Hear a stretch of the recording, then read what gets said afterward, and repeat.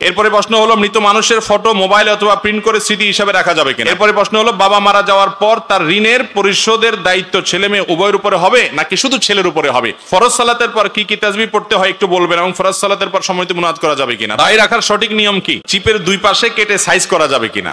এরপরে প্রশ্ন হলো টয়লেটের ট্যাপে ওযু করা যাবে কিনা। আমার বাবার সবসময় বাড়িতে নামাজ পড়ে, তার নামাজ কি কবুল হবে। যে কোনো শুভ কাজের শুরুতে অথবা কোনো বিপদ আপদে বাসা মিলাদ করা যাবে কিনা। এরপরে প্রশ্ন হলো মেয়েরা মাথার খোপা উঁচু করে বাঁধে, এভাবে বাঁধা যাবে কিনা। এরপরে প্রশ্ন হলো সুন্নত নামাজের কাজা হয় না, তাহলে যোহর ও ফজরের আগে যে সুন্নত আছে এগুলো ছুটে গেলে কিভাবে পড়বো। এরপরে প্রশ্ন হলো সালাতের আগে নিয়ত পড়তে হবে কিনা। মৃত ব্যক্তিকে মাটি দেওয়ার সময় কবরের চার কোণা চারটি দোয়া পাঠ করা কি জায়েজ। এরপরে প্রশ্ন হলো পানি পান করার সময় বাম হাতে গ্লাস ধরে ডান হাতে লাগিয়ে পানি পান করা যাবে কিনা এবং পানি পান করার সঠিক নিয়ম জানতে চাই। এরপরে প্রশ্ন হলো ওযু করার সঠিক নিয়ম কি, সহিহ হাদিস মতে একটু দেখিয়ে দিবেন।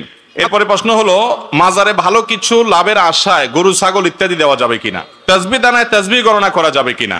আমি নতুন বিয়ে করব, বাসর ঘরের স্বামী স্ত্রীর কি কি আমল আছে একটু যদি বলতেন। আচ্ছা, এরপরে প্রশ্ন হলো শ্বশুর বাড়ি থেকে যদি কোনো কিছু উপহার হিসাবে দিতে চায় আমি কি তা নিতে পারবো। আমাদের এলাকায় জানাজা নামাজের পর সম্মিলিত মুনাজাত করা হয়, কিন্তু এখন অনেক আলেমগণ বলতেছেন এটা নাকি বিদআত। কোরআন ও হাদিসের আলোকে আপনার কাছে জানতে চাই। এরপরে প্রশ্ন হলো প্রচলিত মিলাদ কিয়াম কোরআন হাদিস দ্বারা প্রমাণিত নাকি মানুষের তৈরি করে বানানো পদ্ধতি। কোরআন ও হাদিস থেকে আপনার কাছে জানতে চাই। একজন স্ত্রী তার স্বামীর কাছে গরুর গোশত খাইতে চায়, কিন্তু তার স্বামীর বেতন ৩৭০০ টাকা। এই বেতন দিয়ে স্বামী গরুর মাংস খাওয়াতে পারে না, বলে সে কাপুরুষ। এতে কি করা উচিত ওই স্বামীর। এরপরে প্রশ্ন হলো মসজিদের ইমাম মুয়াজ্জিনের নামে মুসল্লিদের কাছ থেকে টাকা তুলে মসজিদের কাজে বা মসজিদ ফান্ডে জমা রাখা যাবে কিনা। মসজিদ ফান্ডে টাকা থাকা সত্ত্বেও ইমাম মুয়াজ্জিনের হাদিয়া বাড়ানো হয় না, দয়া করে বিস্তারিত বলবেন। এরপরে প্রশ্ন হলো গ্রামের অধিকাংশ মহিলা শুধু আজান হলে মাথায় কাপড় দেয়, অন্যান্য সময় দেয় না, এ সম্পর্কে কিছু বলবেন। ইমামের পিছনে আল্লাহু আকবার তাকবীর না বললে নামাজ হবে কি না বলবেন। এরপরে প্রশ্ন হলো কোন ব্যক্তি যদি 40টি ওয়াজ মাহফিলে উপস্থিত হয় তাহলে সে ব্যক্তি নাকি জান্নাতি। ফরজ গোসলের সঠিক নিয়ম জানতে চাই। এরপরে প্রশ্ন হলো অজু ছাড়া কোনো দোয়া পড়া যাবে কিনা। মেয়েদের জন্য নূপুর পরা কি জায়েজ আছে। এরপরে প্রশ্ন যে জমি বন্ধক রাখে এবং যে জমি বন্ধক নেয় ইসলামের দৃষ্টিতে এদের উভয় বিধান কি। নামাজের শুরুতে ইন্নী ওয়াজ্জাহতু ওয়াজহিয়া যে দোয়া পড়া হয় এটা কি তাকবীরে তাহরিমার আগে পড়বো না তাকবীরে তাহরিমার পরে পড়বো। এরপরে প্রশ্ন হলো মাহরাম ছাড়া মহিলারা 3 বার 7 বার 40 দিন তালিম করতে পারবে কিনা, অথবা এক গ্রাম হতে অন্য গ্রামে যেতে পারবে কিনা। প্রথম প্রশ্ন হলো গ্রামের অধিকাংশ মহিলা শুধু আজান হলে মাথায় কাপড় দেয়, অন্যান্য সময় দেয় না, এ সম্পর্কে কিছু বলবেন। আজান হলে মাথায় কাপড় দেওয়া এটা কোনো জরুরি বিষয় না, অথচ সে ওই জায়গাতে দিচ্ছে, আবার যেখানে দেওয়া দরকার ওখানে দিচ্ছে না। এই হলো আমাদের অবস্থা। আজানের সময় মাথা কাপড় দেওয়ার কোন নির্দেশ কোরআন হাদিসে দেওয়া হয় নাই। যদি আপনি বাসা বাড়িতে থাকেন, আপনার নিজের ঘরে থাকেন, যেখানে পরপুরুষের দৃষ্টি পড়তেছে না, সেখানে আপনার মাথার কাপড় না থাকলেও অসুবিধা নেই। আজান অবস্থায়ও যদি মাথায় কাপড় না দেন তাতেও কোনো সমস্যা নেই। আজানের সাথে মাথা কাপড় দেওয়ার কোনো সম্পর্ক নাই। কিন্তু পরপুরুষের দৃষ্টিতে আপনি পড়েন, বাহিরে গেছেন, তখন আপনাকে পর্দা মেনটেন করতে হবে, আপনার সৌন্দর্যকে অপ্রকাশিত করতে হবে। এবং আল্লাহ বলেছেন ওয়ালা ইউবদিনা যিনাতাহুন্না ইল্লা মা যাহারা মিনহা, শরীরের নিজের সৌন্দর্যকে যেন নারীরা প্রকাশ না করে অন্য পুরুষদের সাথে যারা গায়রে মাহরাম তাদের সামনে। অতএব মাথায় কাপড় দেওয়ার সম্পর্ক হলো আপনি গায়রে মাহরামের সামনে আছেন তখন আপনি মাথায় কাপড় দিবেন, সৌন্দর্যকে আপনি ঢাকবেন, পর্দা করবেন। আর গায়রে মাহরাম নাই, বাসা বাড়িতে নিজের মাহরামরা আছেন, সেখানে মাথা কাপড় না দিলেও সমস্যা নেই। আমাদের দেশে অনেক জায়গায় মাথা কাপড় দেওয়ার জন্য মহিলারা বলে, মহিলাদেরকে বলা হয় যত রকমের ভুল ফতোয়া আছে এগুলা সবগুলা মহিলাদের উপরে বেশি জারি করি আমরা, ঠিক না বেঠিক। বলো যে গোসল ফরজ হলে বাচ্চাকে দুধ খাওয়ানো যাবে না, গোসল ফরজ হলে বেশি সময় শুয়ে থাকা যাবে না, ছেলেটা ঠিকই শুয়ে থাকে।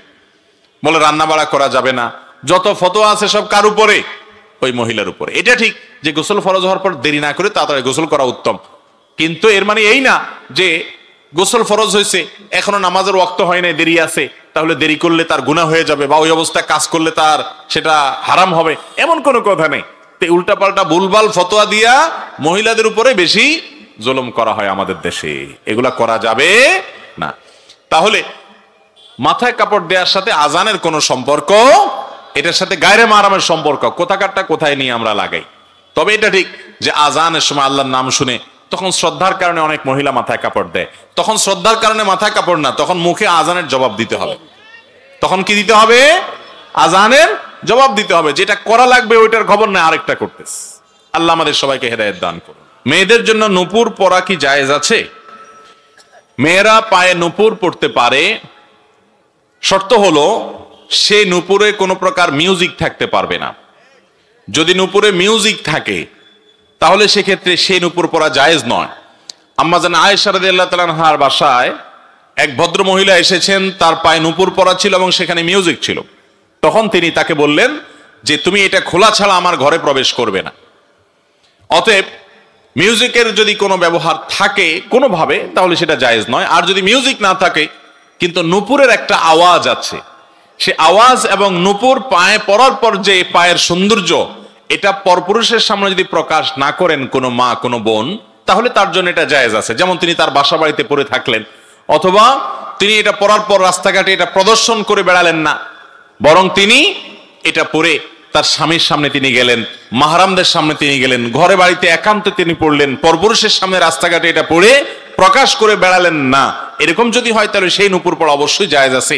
মহিলা সাহাবীদের অনেকেই নূপুর পরেছেন বলে বর্ণিত আছে বিভিন্ন হাদিসে, বিধায় এটি জায়েজ আছে। আল্লাহ তাআলা কোরআনে কারীমে বলেছেন, ওয়ালা ইয়াদরিবুনা বিআরজুলিহিন্না লিয়ালামা মা ইউখফিনা মিন জিনাতিহিন্না। নারীরা যেন তাদের রাস্তাঘাটে যখন তারা বের হবে তখন যেন তাদের পা গুলাকে জোরে জোরে আঘাত করে করে না চলে। যদি এরকম করে এ উদ্দেশ্যে যে তার পায়ে যে নূপুর আছে অথবা যে সৌন্দর্য আছে এটা যেন প্রকাশিত হয়, এগুলা জাহির করার জন্য যেন সেরকম ভাবে সে না চলে। অনেক সময় দেখবেন যে হাই হিল জুতা পরে মেয়েরা চলাফেরা করে, এগুলার উদ্দেশ্য যদি থাকে যে হাই হিল জুতা পরে তার শরীরের সৌন্দর্যকে সে প্রকাশ করতে চায়, অঙ্গ প্রত্যঙ্গকে ফুটিয়ে তুলতে চায়, মানুষের দৃষ্টিকে আকৃষ্ট করতে চায়, আওয়াজ করে করে হাঁটে মানুষের দৃষ্টিকে কাড়ার জন্য, আকৃষ্ট করার জন্য, তো কোরআনে কারিমে আল্লাহ তাআলা সেটি নিষেধ করেছেন। কারণ একজন নারী, মুসলমান নারী, তার ভিতরে আত্মসম্মান থাকবে, তার ভিতরে ব্যক্তিত্ব থাকবে, তার ভিতরে এই মানসিকতা থাকবে যে আমার সৌন্দর্য নিয়ে রাস্তায় যে কোনো মানুষ মনে মনে বাজে চিন্তা করবে, আমাকে নিয়ে বাজে কল্পনা করবে, জল্পনা করবে, মনে মনে জেনা করবে, এই সুযোগ আমি দিতে পারি না। এটা হলো একজন ঈমানদারের ব্যক্তিত্ব, এটা হলো তার পার্সোনালিটি, এটা হলো তার আত্মসম্মান। আর যার মধ্যে আত্মসম্মান নাই সে তার রূপ তার সৌন্দর্যকে রাস্তাঘাটে বিলিয়ে বেড়াবে, ফেসবুকে বিলিয়ে বেড়াবে, ইউটিউবে বিলিয়ে বেড়াবে। এটা দেখে কত সহস্র মানুষ তাকে মনে মনে জেনা করবে, মনে মনে জল্পনা কল্পনায় তাকে খারাপ ভাবে চিন্তা করবে। এটা একজন অমুসলিম বা একজন ফাসেক মানুষ করতে পারে যার ভিতরে আত্মসম্মান আছে, আত্মমর্যাদা আছে। তিনি কখনো তাকে নিয়ে বাজে চিন্তা করার পথ সুগম করে দিতে পারেন না। এজন্য একজন নারী সবসময় তার এই সৌন্দর্যকে পরপুরুষের সামনে, রাস্তাঘাটে মানুষের সামনে প্রকাশ করে বেড়াবেন না। কারণ এগুলো প্রকাশ হলে কি হবে সেটা আমাদের সবার কাছে জানা।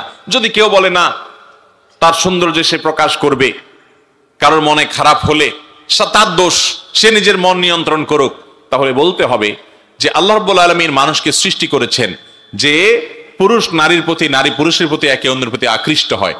অতএব এখানে আকর্ষণের সমস্ত পথ খোলা রেখে যদি বলা হয় না তোমার মনটাকে সোজা করো, মনটাকে ভালো করো, এটা পৃথিবীর সবচাইতে অযৌক্তিক কাজগুলোর একটা। দুনিয়াতে কোনোদিন এটা সম্ভব হবে। তথাকথিত পশ্চিমা দুনিয়ার দেশগুলোতে দেখেন, সেখানে নারীরা অনেক খোলামেলা, অনেক অশ্লীল পোশাক আশাক পরে চলাফেরা করে। সেখানকার পুরুষদের মন, তারা অনেক শিক্ষিত, তথাকথিত সভ্য, তারা আমাদেরকে অনেক সভ্যতার সবক শিখায়। তাদের দেশে নারীদের প্রতি পাশবিক নির্যাতন হয় নাকি হয় না? বরং পৃথিবীর অন্য অনেক দেশের চাইতে বেশি হয়। ভাইরা আমার, এই কারণে আল্লাহর দেওয়া সিস্টেম এবং বিধানের বাইরে মানব জাতির কল্যাণ কখনো নিহিত থাকতে পারে না। এই জন্য একজন নারী তিনি নূপুর অবশ্যই পড়তে পারেন, কিন্তু সে নূপুরে যেমন মিউজিক থাকতে পারবে না, তেমন সেটা রাস্তাঘাটে পরপুরুষের সামনে দেখিয়ে বেড়ার মানসিকতা থাকবে না। নিজের স্বামীর সামনে সেটি প্রদর্শন করবেন, একান্ত মাহরামের বাসার ভেতরে থাকা মানুষদের সামনে এটি প্রদর্শন হতে পারে, বাহিরে এটি প্রদর্শন করে বেড়াবে না। হ্যাঁ, যদি এমন হয় এটা পরার কারণে আওয়াজ হয় না, আবার পোশাক আশাকের নিচে ঢাকা থাকে, তাহলে সেটা পরে বাহিরে যেতেও অসুবিধা নাই। মোট কথা ওইটা যেন মানুষের দৃষ্টি আকর্ষণের কারণ না হয় পরপুরুষদের বাহিরে, সে বিষয়টি খেয়াল রাখতে হবে। নামাজের শুরুতে ইন্নী ওয়াজ্জাহতু ওয়াজহিয়া যে দোয়া পড়া হয়, এটা কি তাকবীরে তাহরিমার আগে পড়বো না তাকবীরে তাহরিমার পরে পড়বো? আমাদের দেশে অনেক মানুষ আছেন এটাকে জায়নামাজের দোয়া বলেন। আপনাদের এলাকায় আছে যে ইন্নী ওয়াজ্জাহতু ওয়াজহিয়া লিল্লাযী ফাতারাস সামাওয়াতি ওয়াল আরদা হানিফা ওয়া মা আনা মিনাল মুশরিকিন। এই দোয়া জায়নামাজে দাঁড়িয়ে নাকি পড়তে হয়। মূলত জায়নামাজে দাঁড়িয়ে এই দোয়া পড়তে হয় এরকম কথা হাদিসে বর্ণিত হয় নাই। সহিহ মুসলিমের হাদিসে আসছে নবী করিম সাল্লাল্লাহু আলাইহি সাল্লাম যখন সালাত শুরু করতেন, সালাতের জন্য দাঁড়াতেন, তখন এই দোয়া পড়তেন। তো এর অর্থ কি? এর মানে কি সালাত শুরুর আগে না পরে? তো এই সম্পর্কে বিভিন্ন বর্ণনায় যে শব্দ এসেছে তা হলো নবী সাল্লাল্লাহু আলাইহি সাল্লাম আল্লাহু আকবার বলার পর, অর্থাৎ তাকবীরে তাহরিমা দেওয়ার পর এটা পড়তেন। তার মানে সুবহানাকাল্লাহুম্মা ওয়া বিহামদিকা আমরা যে সানা পড়ি তাকবীরে তাহরিমার পরে দোয়ায়ে ইস্তিফতাহ বা সালাত শুরুর দোয়া যেটাকে বলা হয়, ওই দোয়ার জায়গা নবী করিম সাল্লাল্লাহু আলাইহি সাল্লাম অনেক সময় কোন সময় এই ইন্নী ওয়াজ্জাহতু এই দোয়াটা পাঠ করতেন। অতএব এটি সালাত শুরুর আগে জায়নামাজে দাঁড়িয়ে পড়তেন এমন কোনো কথা সঠিক নয়। এটি মূলত সুবহানাকাল্লাহুম্মা ওয়া বিহামদিকার জায়গায় নবী সাল্লাল্লাহু আলাইহি সাল্লাম পড়তেন, কারণ হাদিসে পরিষ্কারভাবে আল্লাহু আকবার বলার পর তিনি বলতেন, এটি প্রমাণিত। অতএব এটি জায়নামাজে দাঁড়ানোর দোয়া হিসাবে যেটি আমরা জানি সেটি সঠিক নয়। হাদিসের আলোকে এটি হলো সালাত শুরু হওয়ার পর সানা হিসাবে পড়া যেতে পারে। এরপরে প্রশ্ন হলো, কোন ব্যক্তি যদি 40টি ওয়াজ মাহফিলে উপস্থিত হয় তাহলে সে ব্যক্তি নাকি জান্নাতি? না ভাই, জান্নাত এত সহজ না। ওয়াজ 40 মাহফিলটা 40 ওয়াজ মাহফিলে গেলেই যদি জান্নাত হয়ে যেত তাহলে তার এত কষ্ট করার দরকার ছিল না। তাহলে তার ফজর নামাজের কনকনে শীতের মধ্যে উঠে নামাজ পড়ার দরকার ছিল না। জান্নাত রে আমাদের দেশে ফেসবুকে অনেকে এত সস্তা বানায় ফেলছে, হ্যাঁ, অনেক মেসেজ দিবে, অনেক পোস্ট লিখবে, লেখা বলবে এটা এতজনের কাছে পাঠাইলে আপনি জান্নাতি হয়ে যাবেন। তার দরকার হলো তার পোস্টের রিচ, তার দরকার হলো লাইক কমেন্ট। এই জন্য সে জান্নাত রে ঠিকাদারি দিয়ে দিচ্ছে মানুষের কাছে। ঠিক না বে ঠিক? এইসব পাগলামি, এই সমস্ত ছাগলামি করলে বরং জাহান্নামে যাওয়ার কারণ হতে পারে। আল্লাহর নামে মিথ্যাচার জঘন্য অপরাধগুলোর মধ্যে থেকে একটি। অতএব ওয়াজ মাহফিলে যাবেন কথা শোনার জন্য, কথা শুনে বাসা যে সুখ করবেন, কান সুখ করে যাবেন যে ওয়াজ শুনছি একটা, এটার জন্য না। ওয়াজ মাহফিলে আসবেন জীবনকে পরিবর্তন করবার জন্য। আপনি ওয়াজ মাহফিলে কোন আলেমের বক্তব্য শোনার পর কোন জিনিসটা কোরআনে আছে, হাদিসে আছে, অথচ আপনার জীবনে নাই, এটা জানার সঙ্গে সঙ্গে মাহফিলের ওই প্যান্ডেলে বসেই সাথে সাথে নিয়ত করে ফেলবেন, ঠিক আছে এখন থেকে আমি এই জিনিসটা কোরআন হাদিসে আছে, আমার জীবনে নাই, তাহলে আমি কেমন মুসলমান, এখন থেকে আমি এটা করা শুরু করলাম। আর এই জিনিসটা আমি খারাপ, কোরআন হাদিসের আলোকে জানলাম, এখন থেকে আমি সেটা বাদ দিলাম। এই প্রতিজ্ঞা, এই ইচ্ছা, সংকল্প এখান থেকে করে যদি যেতে পারেন তাহলে সেই ওয়াজ মাহফিলে আসা সার্থক ইনশাআল্লাহ। আর যদি শুধু কানসুক করে চলে যান, ফজরের নামাজটাও মসজিদে জামাতের সাথে যা পড়তে না পারেন পুরুষ, তাহলে সেক্ষেত্রে এই ওয়াজ শোনার 2 পয়সার কোনো ভ্যালু নাই। অতএব আমল করবো তো ইনশাআল্লাহ। 40 ওয়াজ মাহফিলে যাইয়া জান্নাত কামানোর ধান্দা ছেড়ে দেন, মাথা থেকে ঝেড়ে ফেলে দেন। এটি বোগাস কথা, এটি ভুয়া কথা, এর কোনো ভিত্তি নাই। আপনাকে ওয়াজ মাহফিল 40টা না, একটা ওয়াজ মাহফিলে যায় যদি আপনার জীবনকে পরিবর্তন করে আল্লাহর অবাধ্যতা থেকে আল্লাহর বাধ্যতার পথে চলে আসতে পারেন, তো এক ওয়াজ মাহফিলই আপনার জান্নাতে যাওয়ার জন্য যথেষ্ট ইনশাআল্লাহ। আর 40 কেন, 400 ওয়াজ মাহফিলে গেছেন কিন্তু নিজের জীবনকে পরিবর্তন করেন নাই, ওইরকম 400 ওয়াজ মাহফিলে গেলেও জান্নাত তো দূরের কথা, জান্নাতের বারান্দায়ও যেতে পারবেন না। জান্নাত এত সস্তা জিনিস না। ইমানদারকে এই সমস্ত অলিক স্বপ্ন দেখাবেন না।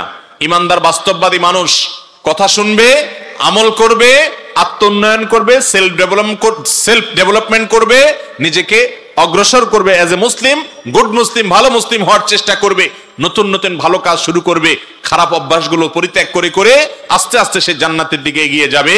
এটাই হলো ইমানদারের কাজ।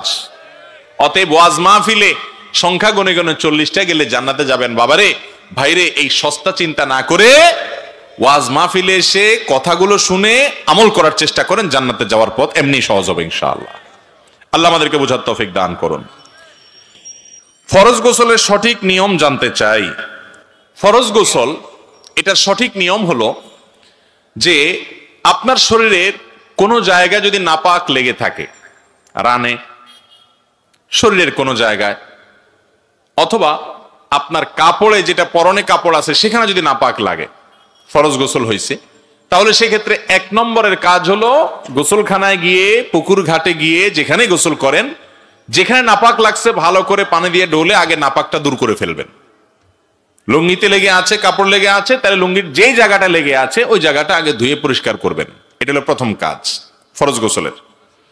দ্বিতীয় কাজ হলো আপনি অজু করার মতো করে 2 হাতের কবজি আগে ভালো করে 3 বার ধুয়ে, 3 বার কুলি করে, নাকে পানি দিয়ে, মুখ 3 বার ধুয়ে, হাতের কোনোই পর্যন্ত 3 বার ধুয়ে, 3 বার করে দোনো হাত, এরপরে মাথা মাসায় করে একবার, কান মাসায় করে, এরপর আপনার শরীরে, মাথায়, ডান কাঁধে বাম কাঁধে আপনি পানি ঢালবেন।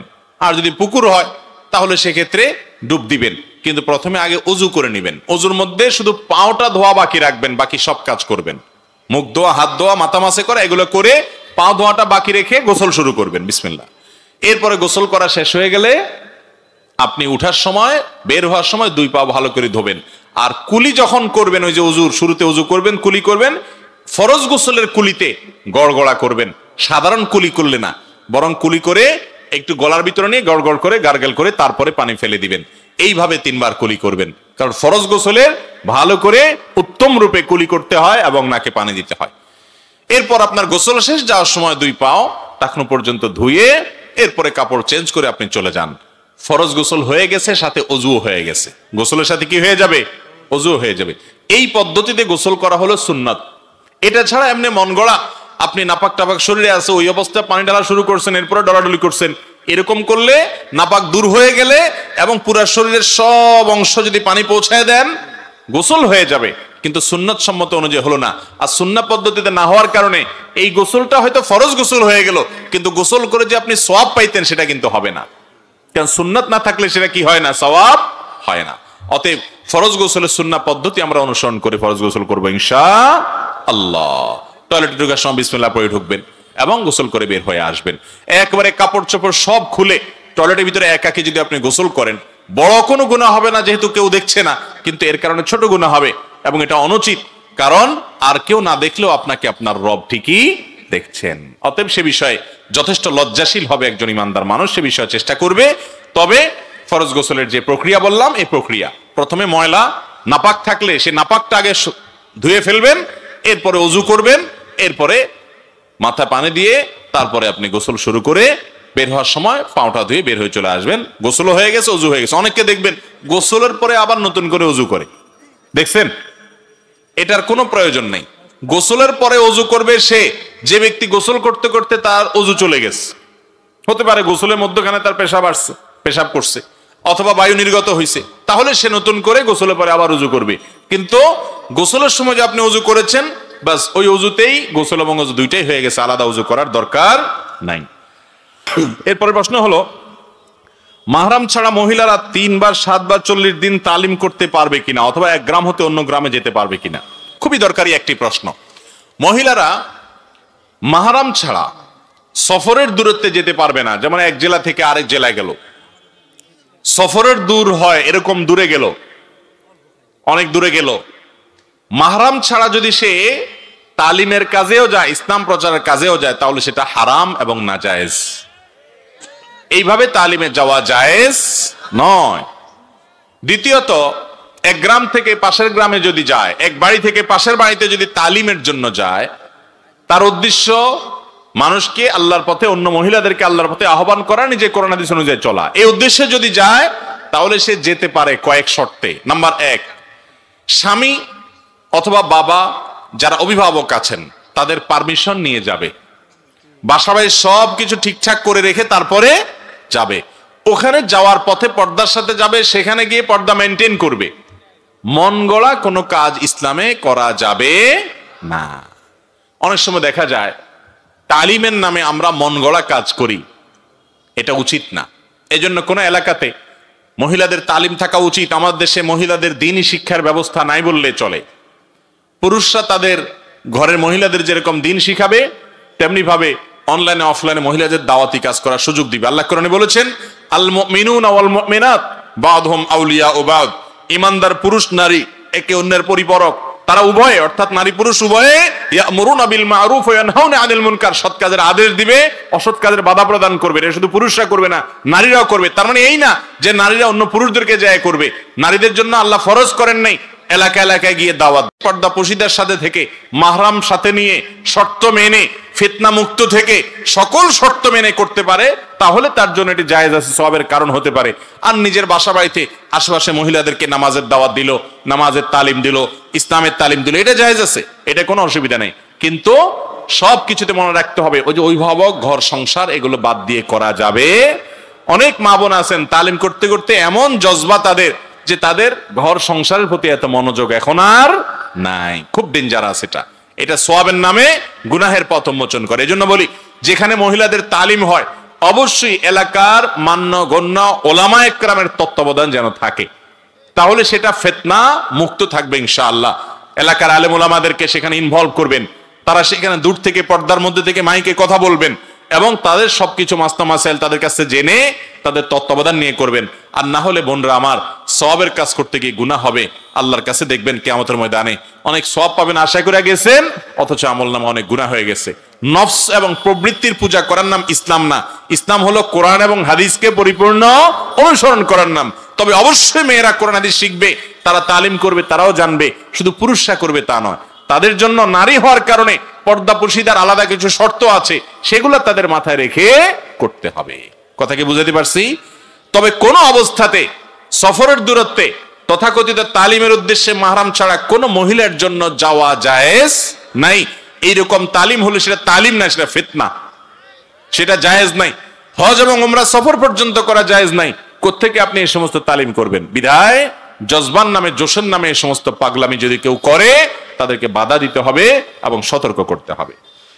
এরপরে প্রশ্ন হলো, মসজিদের ইমাম মুয়াজ্জিনের নামে মুসল্লিদের কাছ থেকে টাকা তুলে মসজিদের কাজে বা মসজিদ ফান্ডে জমা রাখা যাবে কিনা? মসজিদ ফান্ডে টাকা থাকা সত্ত্বেও ইমাম মুয়াজ্জিনের হাদিয়া বাড়ানো হয় না, দয়া করে বিস্তারিত বলবেন। ভাইরা আমার, আমাদের দেশের খুব গর্হিত একটা কাজ হলো এটা। অনেক মসজিদ আছে, মসজিদের ফান্ডে হাজার হাজার লাখ লাখ টাকা আছে, কিন্তু ইমাম সাহেব, মুয়াজ্জিন সাহেব বেচারার টাকা বাড়াবে, ওয়াজ মাহফিল করে বক্তাকে এনে হাজার হাজার টাকা দিবে, কিন্তু নিজের মহল্লার মসজিদের ইমাম সাহেব বেচারার বেতনটা সামান্য কিছু টাকা দিবে, তাও বাকি রাখবে। আছে না নাই? খুব জঘন্য কথা। যে ইমাম 24 ঘন্টা আপনাকে সার্ভিস দিচ্ছে, তার ব্যাপারে খবর নাই, ওই দূর থেকে হুজুর এনে 1 ঘন্টা ওয়াজ করায়া সেই হুজুরের একেবারে খাওয়াচ্ছেন, হাতে পায়ে পানি ঢালি দিচ্ছেন, পারলে লাল গালিচার সম্বর্ধনা দিচ্ছেন। আর আপনার এলাকায় যে আলেম সারাদিন অপমান হচ্ছে, ছোট হচ্ছে, বেচারার বেতনটা ঠিক মতো দিচ্ছেন না, তার সংসার কিভাবে চলে খোঁজ খবর নিচ্ছেন না, বেতনটা বাড়াচ্ছেন না। এটা ইসলামের সেবা না, এটা হলো প্রবৃত্তির পূজা। অতএব মসজিদে যারা দায়িত্বে আছেন, খবরদার, মসজিদে যারা কাজ করেন সে সমস্ত আলেমদের, অনেক মাদ্রাসার মাহফিল হয়, মাদ্রাসার শিক্ষকদের বেতন দেওয়ার খোঁজ খবর নাই, মাহফিলের জন্য লাখ লাখ টাকা খরচ করেন। ইসলাম এই পাগলামির নাম না, খবরদার। যেখানে যা দরকার সেখানে তা খরচ করবেন। অতএব ইমাম মুয়াজ্জিনদের বেতন ঠিক মতো দিবেন, মনে রাখবেন তো ইনশাআল্লাহ। আর ইমাম মুয়াজ্জিনদের নামে টাকা তুলে যদি মসজিদ ফান্ডে রেখে দেন, তাহলে এটা হলো আল্লাহর নামে চুরি করার মতো। আল্লাহর নামে চুরি করা বুঝেন? মানে একজন চুরি করে, বলে যে আমি নিজের জন্য করি না, আল্লাহর জন্য করি। এই লোকের কিয়ামতের ময়দানে মায়ের 2টা বেশি পড়ার ভয় আছে। কারণ আল্লাহ কিয়ামতের ময়দানে যদি তারা জিজ্ঞাসা করে, তোর দরকার হলে তুই চুরি করতি, এটা তুই পরে হিসাব দিতি আমার কাছে, তুই আমারে কেন চোরের, আমার নামে কেন চুরি করলি? আসামের কাঠগড়ায় কেন আমার ঘরকে মসজিদে কেন দাঁড় করাইলি? মনে রাখবেন, নসল ওয়াকিফে কানাসিস শারিয়া, দানকারী যেই খাতে টাকা দিবে ওই খাতে খরচ করতে হবে। একজনে দান করলো, দান করে বলল আমার এই টাকা দিয়ে গরিব দুঃখীকে তুমি খাওয়াই দিবা, আপনি ওই টাকা দিয়ে না মসজিদের বিল্ডিং করে দিলেন, হারাম হবে, নাজায়েজ হবে। এটা জায়েজ হবে না, কারণ ওই ব্যক্তি আপনাকে এই জন্য টাকা দেয়নি। কথা কি বুঝতে পারছেন? একজন মসজিদের ইট কেনার জন্য, সিমেন্ট কেনার জন্য, রড কেনার জন্য, বিল্ডিং করার জন্য টাকা দিছে, আপনি ওই টাকা দিয়া মসজিদের ইমাম মুয়াজ্জিনের বেতন দিলেন, জায়েজ হবে না। আবার ইমাম মুয়াজ্জিনের কথা বলে টাকা নিছেন, টাকা উঠছে 10,000, ইমাম মুয়াজ্জিন থেকে 5,000 ভাগ করে দিয়ে আর বাকি 5,000 মসজিদে রেখে দিয়েছেন, জায়েজ হবে না। অনেক মসজিদ কমিটির লোকেরা এটা করে, সারা জীবন বাইরে দুর্নীতি করে, 2 নম্বরই করে, মসজিদে আইসা দায়িত্ব পাইয়া এখানেও 2 নম্বরই করে। আরে ভাই, সব জায়গায় 2 নম্বরই করলে উপায় আছে? আল্লাহর ঘরেও 2 নম্বরই? খবরদার। ওলামা ইকরামের হক, মানুষের হক, এগুলো নষ্ট করবেন না। দানকারী যে জন্য দিছে ওই খাতে আপনাকে দান করতে হবে। হ্যাঁ, এখন আপনি বলবেন মসজিদে টাকা দিলে তাহলে ইমাম মুয়াজ্জিনরা বেতন নেয় কিভাবে? এটার উত্তর হলো, যারা মসজিদের জেনারেল ফান্ডে টাকা দেয়, যে মসজিদের যে কোনো কল্যাণের জন্য দিয়ে দিলাম, যেমন দান বাক্সে টাকা দেয়, বলে দেয় না যে এটা দিয়ে নির্মাণ কাজ করবেন, এটা দিয়ে টিউবওয়েল গাড়বেন, এমন কোনো নির্দিষ্ট খাত নাই, মসজিদের জন্য দিলাম, তাহলে মসজিদের কল্যাণে যে কোনো কাজেই সেটা কি করা যাবে? ব্যয় করা। ইমাম মুয়াজ্জিনের বেতনও মসজিদের কল্যাণেই ব্যয়, সেই হিসাবে ওটা খরচ করা যাবে। আল্লাহ তাআলা আমাদের সব ক্ষেত্রে হিসাব করে পদক্ষেপ নেওয়ার, আয় এবং ব্যয় করার তৌফিক দান করুন। মসজিদ কমিটিতে ঢুকলেন, সভাপতি সেক্রেটারি হয়ে গেলেন, আর মনে করলেন জান্নাত সোজা হয়ে গেল, বরং সেখানে যদি উল্টাপাল্টা করেন আল্লাহর কাছে হিসাব আরো কঠিন হতে পারে। এরপরে প্রশ্ন হলো, অজু ছাড়া কোনো দোয়া পড়া যাবে কিনা? উত্তর হলো, দোয়া, যে কোনো দোয়া পাঠের জন্য অজু কখনো শর্ত নয়, কারণ দোয়াটা এত জরুরি একটা কাজ, সব সময় দোয়া করা লাগতে পারে। এজন্য আল্লাহ রাব্বুল আলামিন দোয়ার জন্য অজু শর্ত রাখেন নাই। এমনকি কোরআনে কারীমও যদি মুখস্থ কেউ তেলাওয়াত করে, সেটার জন্য আল্লাহ তাআলা অজুর শর্ত রাখেন নাই। তবে কোরআন স্পর্শ করার জন্য অজু লাগবে। হাদিস অস্বীকারীর কিছু ফিতনাবাজ বের হইছে, এরা বলে না কোরআন ধরার জন্য নাকি অজু লাগবে না, অথচ বিভিন্ন হাদিস দ্বারা এটি প্রমাণিত। সারা বিশ্বের প্রায় সব উলামা ইকরামি প্রায় এই ব্যাপারে একমত যে কোরআন স্পর্শ করার জন্য অজু লাগবে। এই বিষয়ে দ্বিমত খুব বেশি একটা উল্লেখ করার মতো নাই। তবে কোরআন তেলাওয়াত মুখস্থ করতে পারেন অজু ছাড়া, আর যে কোনো দোয়া এটা করার জন্য অজু তো লাগবে না, এমনকি গোসল ফরজ হলেও দোয়া করা যাবে আল্লাহর কাছে, জিকির করা যাবে আল্লাহর কাছে। তবে কোরআন তেলাওয়াত করা গোসল ফরজ হলে ওই অবস্থায় যাবে না। কথা কি বুঝাতে পারছি? অতএব আল্লাহর কাছে যে কোনো দোয়া করবেন, জিকির করবেন, এটার জন্য অজু জরুরি না, দুরূদ পড়ার জন্য অজু জরুরি না। একজন স্ত্রী তার স্বামীর কাছে গরুর গোশত খাইতে চায়, কিন্তু তার স্বামীর বেতন ৩৭০০ টাকা। এই বেতন দিয়ে স্বামী গরুর মাংস খাওয়াতে পারে না, বলে সে কাপুরুষ। এতে কি করা উচিত ওই স্বামীর? ভাইরা আমার, দাম্পত্য জীবনে সুখ এবং শান্তির জন্য স্বামী এবং স্ত্রী উভয়ের মধ্যে দুইটা গুণ থাকতে হবে। কয়টা গুণ থাকতে হবে? দুইটা গুণ যদি থাকে, সেই সংসারে কখনো অশান্তি হবে না, শান্তির সমুদ্র, শান্তির জোয়ার সবসময় বইতে থাকবে। এর মধ্যে প্রথমটা হলো সবর, দ্বিতীয়টা হলো শুকর। সবর এবং শুকর। কখনো কষ্টে দিন যাচ্ছে, সবর করতে হবে, আল্লাহ তাআলা এই কষ্ট চিরকাল রাখবেন না, একসময় দূর করে দিবেন।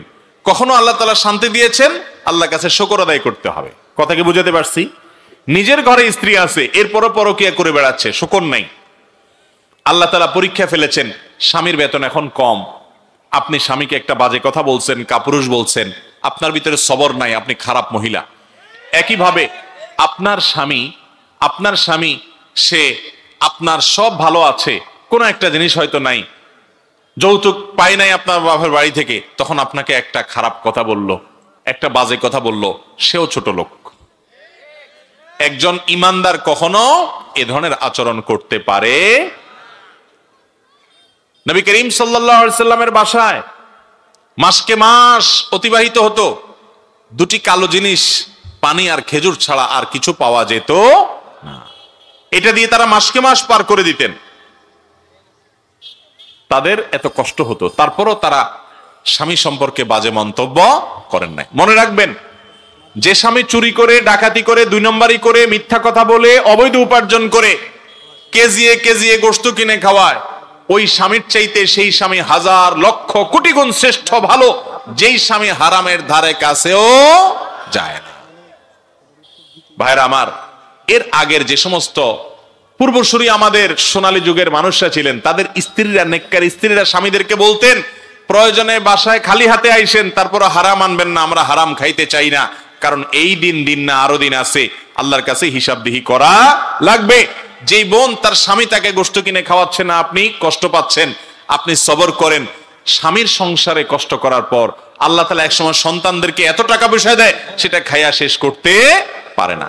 অনেক মহিলা আছে স্বামীর সংসারে সুখী হয় না, কিন্তু সংসার যখন বড় হয়, ছেলে মেয়ে যখন বড় হয়, আল্লাহ তাকে অনেক সুখ দেয়, আছে না নাই? অনেকের হয়তো তখনও সুখ হলো না, আল্লাহ তাআলা তাকে আরো পরে দিবেন। জান্নাতের সুখ তো ইমানদারের জন্য বরাদ্দ আছে ইনশাআল্লাহ। এই জন্য সবর এবং শুকর এটা থাকতে হবে। অনেক পুরুষ আছে সবরও নাই, শুকরও নাই, অনেক মহিলাও আছে সবরও নাই, শুকরও নাই। এবং সবর শকর, এই দুইটা জিনিসই হলো দাম্পত্য জীবনের শান্তির মূল মন্ত্র। খেয়াল রেখে চলবো না ইনশাআল্লাহ? আপনার স্ত্রীর মধ্যে একটা জিনিস নাই, অন্য মহিলার মধ্যে আছে। আরেক বাড়িতে ভালো খায়া আসছেন, রান্নাটা সেই রকম হয়েছে, আইসে এবার বউরে খোঁচানো শুরু করলেন, কি রান্ধো তুমি, যে রান্দা দিছে ওই মহিলা, যে স্বাদ, শিখতে পারো না কিছু। ছোট লোক স্বামী, এর নাম কি স্বামী? ছোট লোক স্বামী। আল্লাহ তাআলা তাকে রান্নার তৌফিক দিয়েছেন, এতটুকুও রাঁধতে পারে না, অনেকে এরকম আছে। এই সাবকন্টিনেন্টে, পাক ভারত মহাদেশে পুরুষরা মহিলাদের থেকে যত সুবিধা পায়, শুকর আদায় করা দরকার। মিডিল ইস্টে যায় দেখেন, নাকে চরকি লাগায় ঘুরে মহিলারা পুরুষদের। বাসা রান্না বাড়ি হয় না বললেই চলে, সারাদিন শুধু বলে হোটেল থেকে আনো, হোটেল থেকে আনো। উনি সারাদিন সাজুগুজু করে, সব ঘরে ঘরে অবস্থা, হোটেল থেকে খানা দিয়া বেশিরভাগ সংসার চলে। আর দেশে মহিলারা এত কষ্ট করে, তারপরও অনেক স্বামী অকৃতজ্ঞ আছে না নাই? নিমক হারাম স্বামী আছে। আর কিচ্ছু না করে আপনার স্ত্রী, শুধু আপনার চরিত্রটা যে হেফাজত করে, এর জন্য তো তার শুকরিয়া আদায় করবেন আপনি, এর জন্য আপনি শুকরিয়া আদায় করবেন। জীবনে একবার মোহর কয়টা দিছেন না, দেন নাই, নামকে হস্তে ধরে রাখছেন, এরপরে কয়টা ভাত দেন, একটু থাকতে দেন, এর বিনিময়ে আপনার পোলাপাইন মানুষ করে, আপনার চরিত্র হেফাজত করে, আপনার খেদমত সেবা করে, আবার আপনি আরো আশা করেন একটা কাজের লোক লাগবেও তো চেয়ে বেশি করা লাগতো, অথচ তিনি আপনার স্ত্রী, আপনার সংসারের অর্ধেক, তার অর্ধেক আপনার। তো অনেক স্বামী এরকম ছোট লোকই করে। আবার অনেক মহিলাও কি করে, চুল থেকে নুন খসলে স্বামীর উপরে বাজে মন্তব্য করে, কিছু দিতে পারলা না। আল্লাহ তাআলা আমাদের ভাই বোনদেরকে ধৈর্যশীল হওয়ার, শুকরগুজার হওয়ার তৌফিক দান করুন।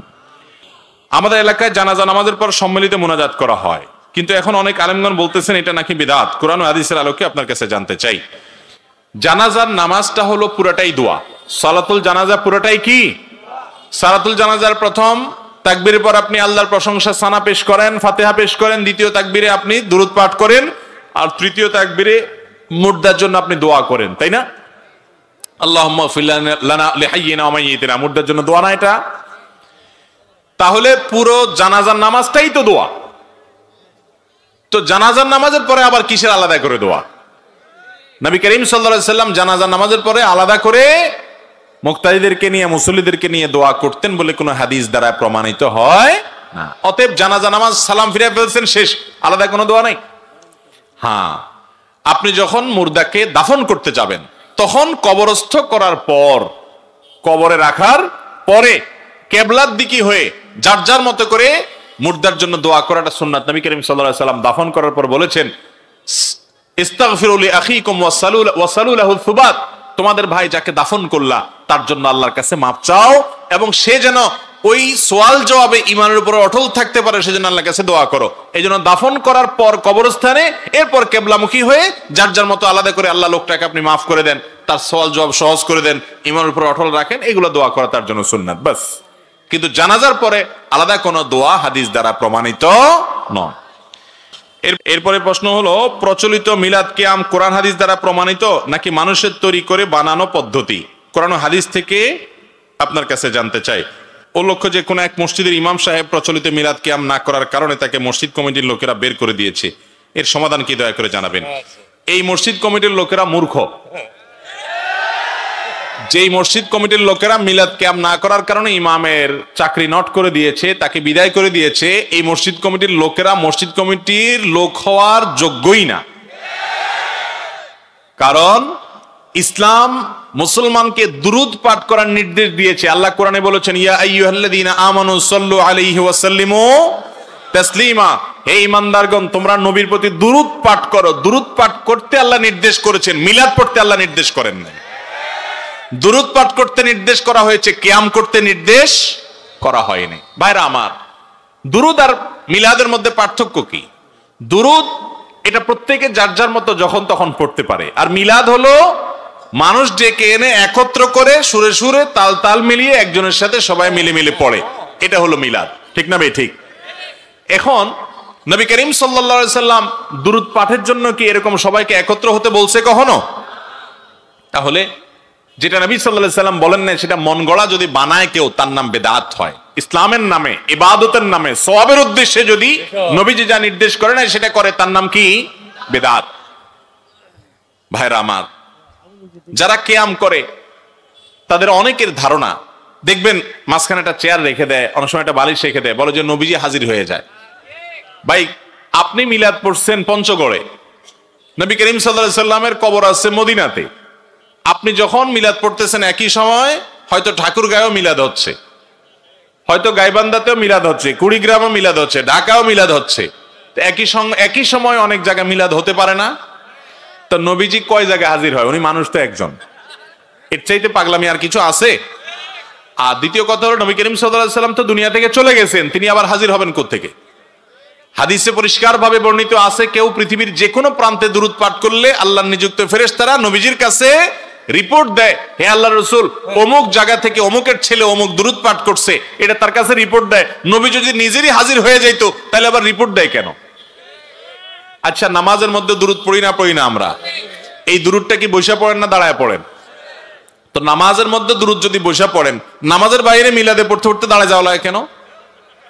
নামাজের চাইতে কি নামাজের বাইরের দুরূদের গুরুত্ব বেশি? ভাইরা আমার, আজ পর্যন্ত আপনারা দেখছেন কখনো যে কোন ইমাম সাহেব খতিব সাহেবের বাসায় মিলাদ পড়তে দেখছেন? ব্যাপার কি? ইমাম সাহেব তো নামাজ পড়ে, আপনিও পড়েন, তাই না? আপনারা সবাই নামাজ পড়েন, হুজুররাও নামাজ, আপনারা সবাই রোজা রাখেন, হুজুররাও রোজা রাখে না? আপনারা সবাই কোরআন তেলাওয়াত করেন, হুজুররাও কোরআন তেলাওয়াত। তাহলে সব কাজ আপনারাও করেন, হুজুররাও করে। মিলাদটা দেখবেন হুজুররা শুধু সবার বাড়িতে পড়ে, নিজের বাড়িতে কোনোদিন হয়। আপনি দেখেন তো কোনো হুজুর বলছে কোনোদিন যে ভাইরা মুসল্লিরা আজকে আমার বাড়িতে মিলাদ, আজকে মসজিদে আমার তরফ থেকে মিলাদ, আমি জিলাপি আনছি, শুনছেন কোনোদিন? কাহিনী কি? তাহলে বোঝা গেল এখানে ঝামেলা একটু, যে হুজুর নিজে করে না, সবাইটা করে, কাহিনীটা কি? ভাইরা আমার, দুরূদ বেশি বেশি করে পড়বেন, দুরূদ পড়তে হবে, নবীর প্রতি মহব্বত থাকতে হবে, না হলে ইমানদারি হওয়া যাবে না। কিন্তু তার সাথে মিলাদ বা কিয়ামের কোনো সম্পর্ক নাই। অতএব ইমাম সাহেব মিলাদ কিয়াম পড়ে না দেখে ইমাম সাহেবরে বাদ দিয়েছে যারা, এরা ওই মসজিদ কমিটির লোক হওয়ার যোগ্যতাই নাই। আল্লাহ তাআলা আমাদেরকে বুঝার তৌফিক দান করুন।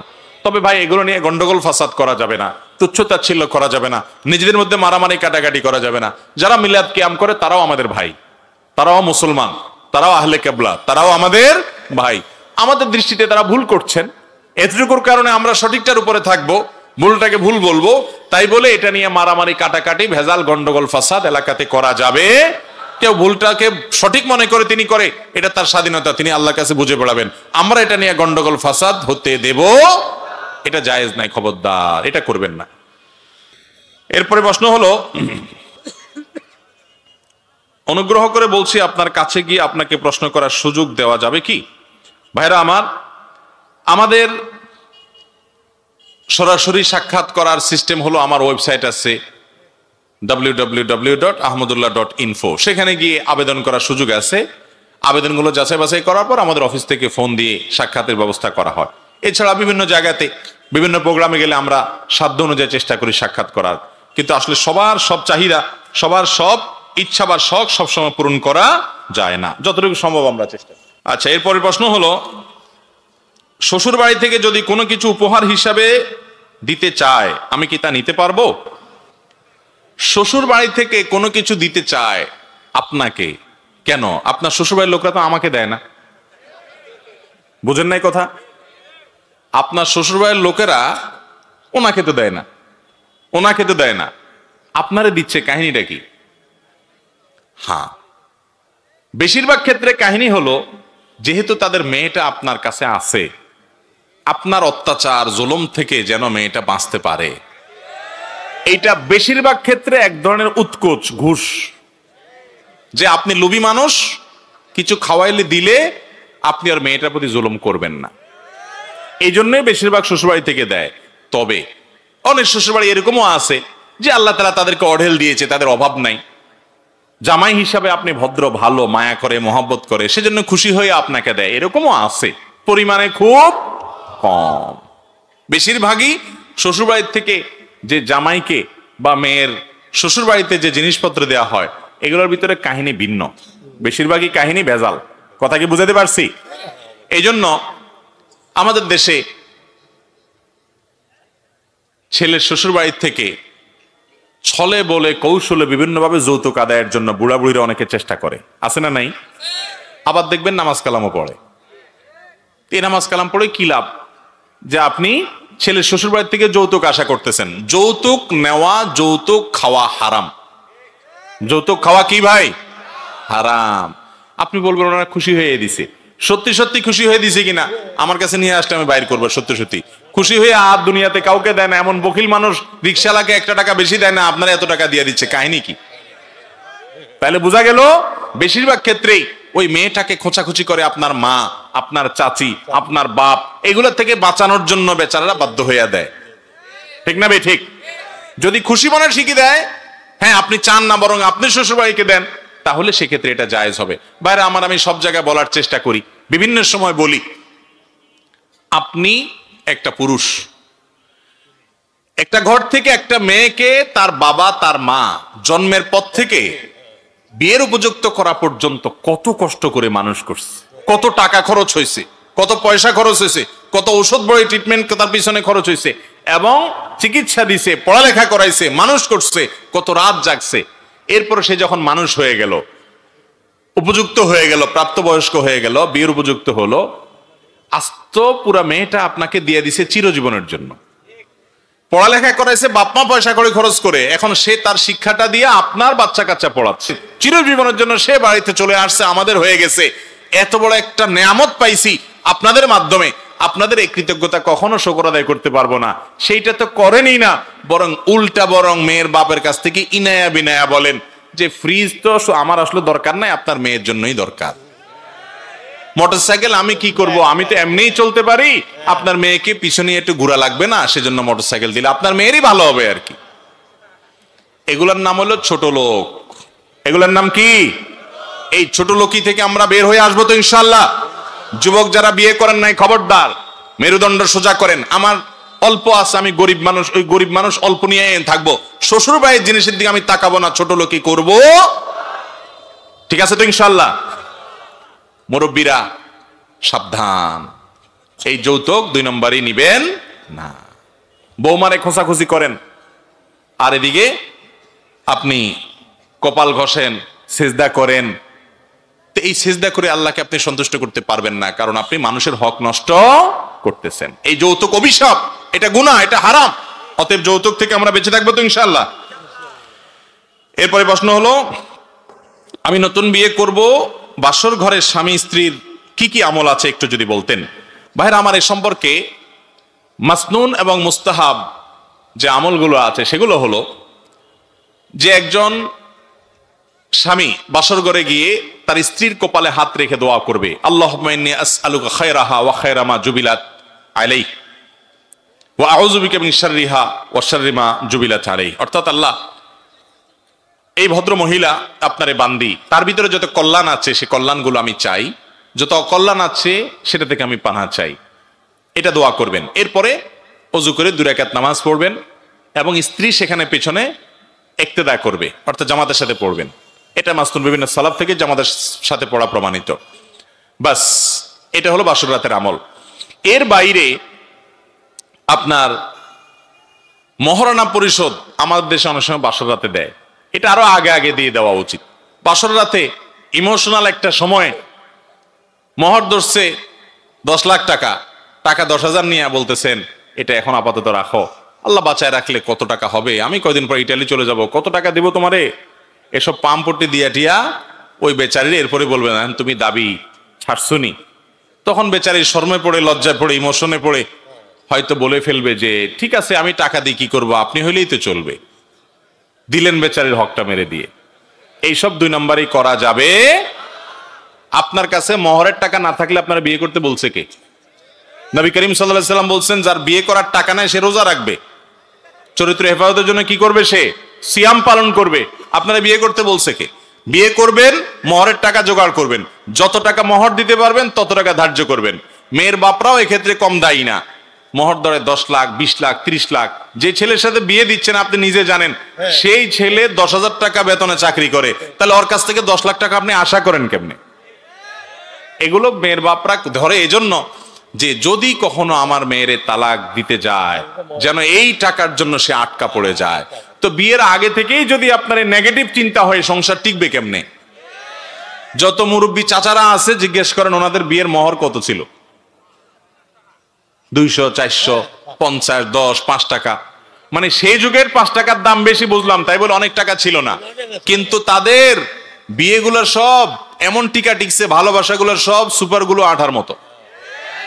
আর আপনার মহারণা 10 লাখ টাকা ধরেন, কি মোহাব্বত, কি প্রেম ভালোবাসা, কি মেসেজ আদান প্রদান, চটপটি খাওয়া খাওয়াই, এত মোহাব্বত, অথচ 3 দিন পরে দেখা ঠুস করে ভেঙে গেছে। এখনকার এই ভালোবাসাগুলো বেশিরভাগ মেড ইন চায়না, ঠুনঠান করে ভেঙে যায়। আর মুরব্বীদের ভালোবাসাগুলো সব ছিল মেড ইন জাপান, সবগুলো ঠিক না ভাই? ঠিক।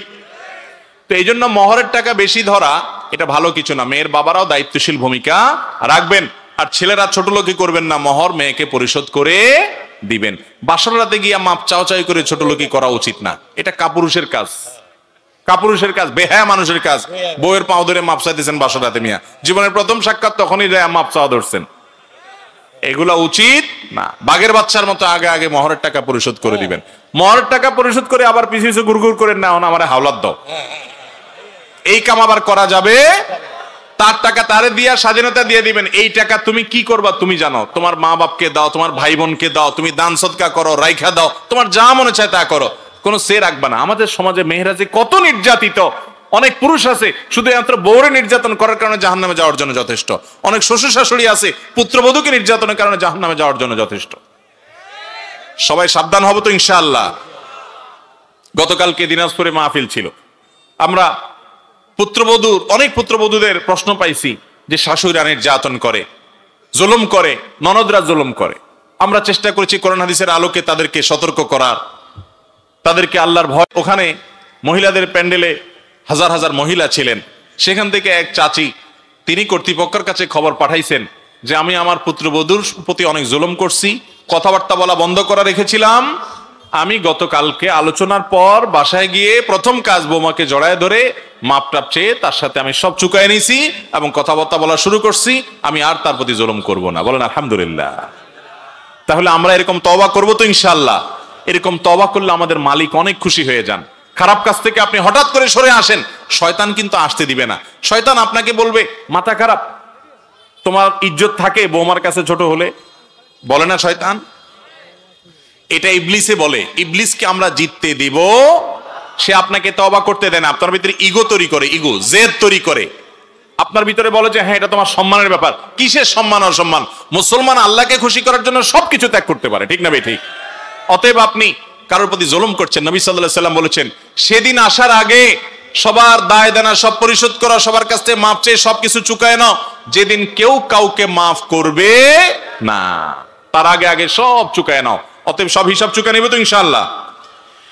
এরপরে প্রশ্ন, যে জমি বন্ধক রাখে এবং যে জমি বন্ধক নেয়, ইসলামের দৃষ্টিতে এদের উভয় বিধান কি? ভাইরা আমার, জমি বন্ধক নেওয়া এবং জমি বন্ধক রাখা এই দুইটাই ইসলামের দৃষ্টিতে জায়েজ আছে, এটা কোনো নাজায়েজ বিষয় না। কোরআনে আল্লাহ তাআলা বন্ধক রাখার নির্দেশনা দিয়েছেন, তবে বন্ধকি জিনিস ভোগ করা জায়েজ নাই। কথার কথা, আমি আপনাকে 10,000 টাকা দিছি, আপনার জমিনটা বন্ধক রাখছি, এটা এই জন্য রাখছি যাতে করে আপনি টাকা দিতে গড়িমসি করলে আমি এই জমি বিক্রি করে টাকা নিতে পারি, এই জন্য এটা মূল দলিল টলিল ইত্যাদি আমি রাখছি, বা কোনো কিছু আমি এরকম রাখছি যেটা বিক্রি করতে পারি। তো এটা হলো বন্ধক। এখন আমি যদি টাকা আপনাকে ধার দিছি আর জিনিসটাও আমি ভোগ করি, তাহলে এটা জায়েজ হবে না, এটা জায়েজ হবে না। আমি বন্ধক রাখছি, ওই জিনিসটা গ্যারান্টি হিসাবে রাখছি, ভোগ করার জন্য না। ভোগ আপনারটা আপনি করবেন, অথবা ওইটা আমার ড্রয়ারে পড়ে থাকবে যদি সেরকম জিনিস হয়, কিন্তু ভোগ করা জায়েজ নাই। বন্ধক নেওয়া ঠিক আছে, জায়েজ আছে। এরপরে প্রশ্ন হলো,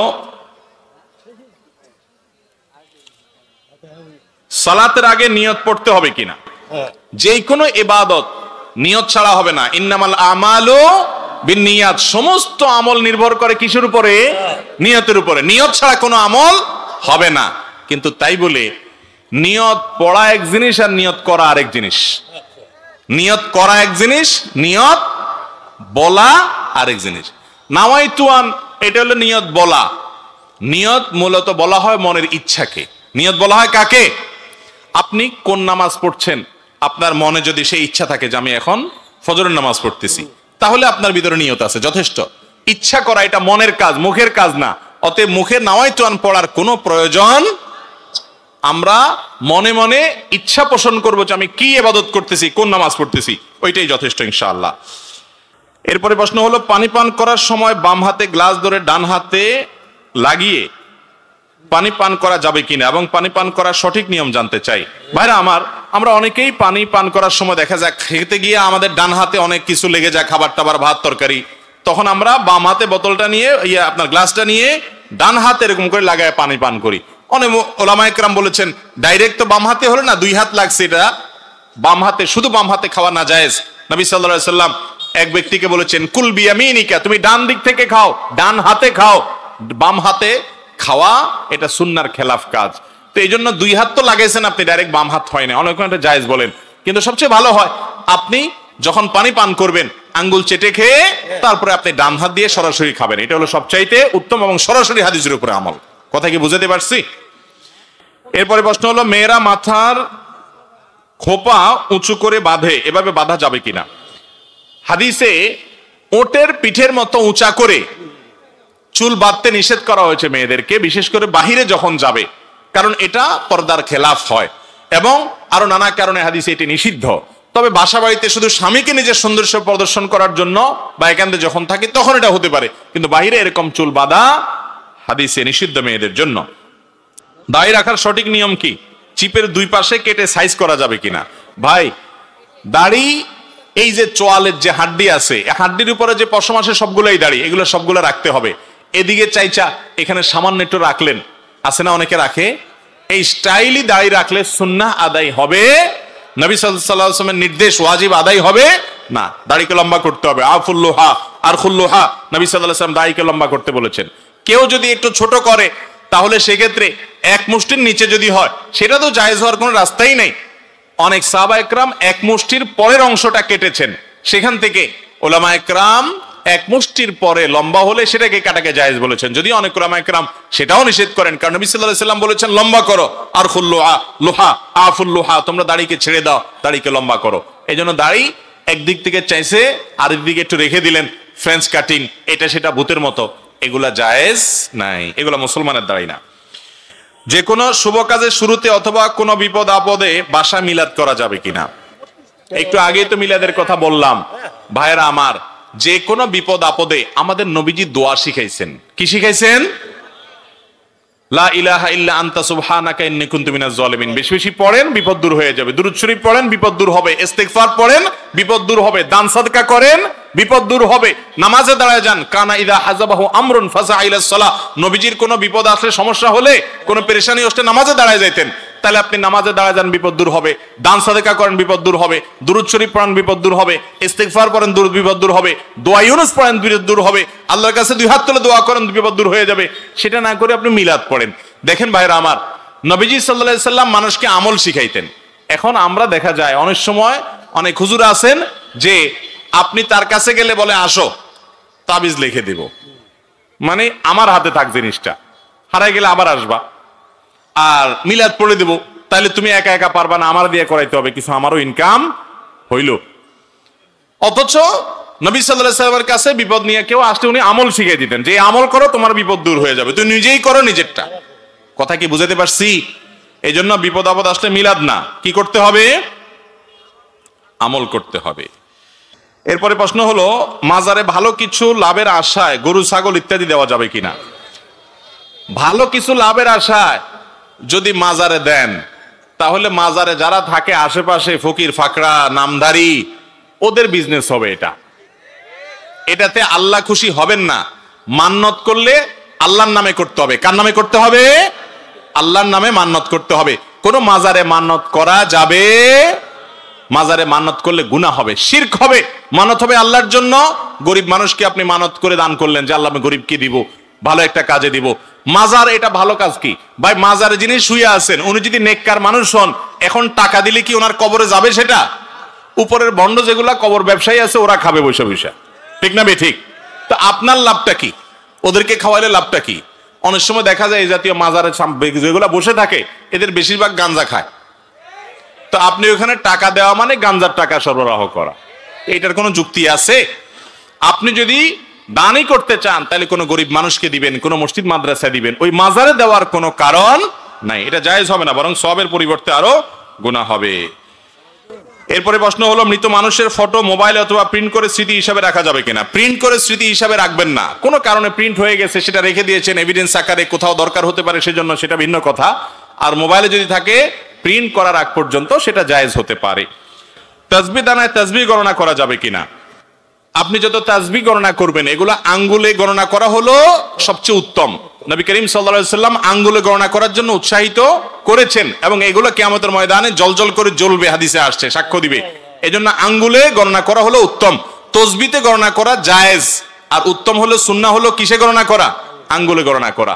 সাহাবীদের কেউ কেউ, উম্মুল মুমিনিনদের কেউ কেউ বিভিন্ন বিচি দিয়ে গণনা করেছেন। এজন্য তাসবিহ দানা দিয়ে বিচি গড়লে জায়েজ আছে। অনেকে আছে আবার তাসবিহর কিছু পয় না, শুধু এমনি শুধু টিপতে থাকে, টানতে থাকে, এরকম দেখেন নাই? মনে করে তাসবিহ দানা টানলেই সওয়াব মনে হয়। না, এটা খালি দানা টানলে কি লাভ? আপনি তাসবিহ পড়তেছেন 33 বার 33 বার 34 বার, মনে থাকে না, সেজন্য আপনি এই তাসবিহ ব্যবহার করছেন বা মেশিন ব্যবহার করছেন, এটা জায়েজ আছে। কিন্তু সবচেয়ে ভালো হলো কিসে গুনতে পারলে?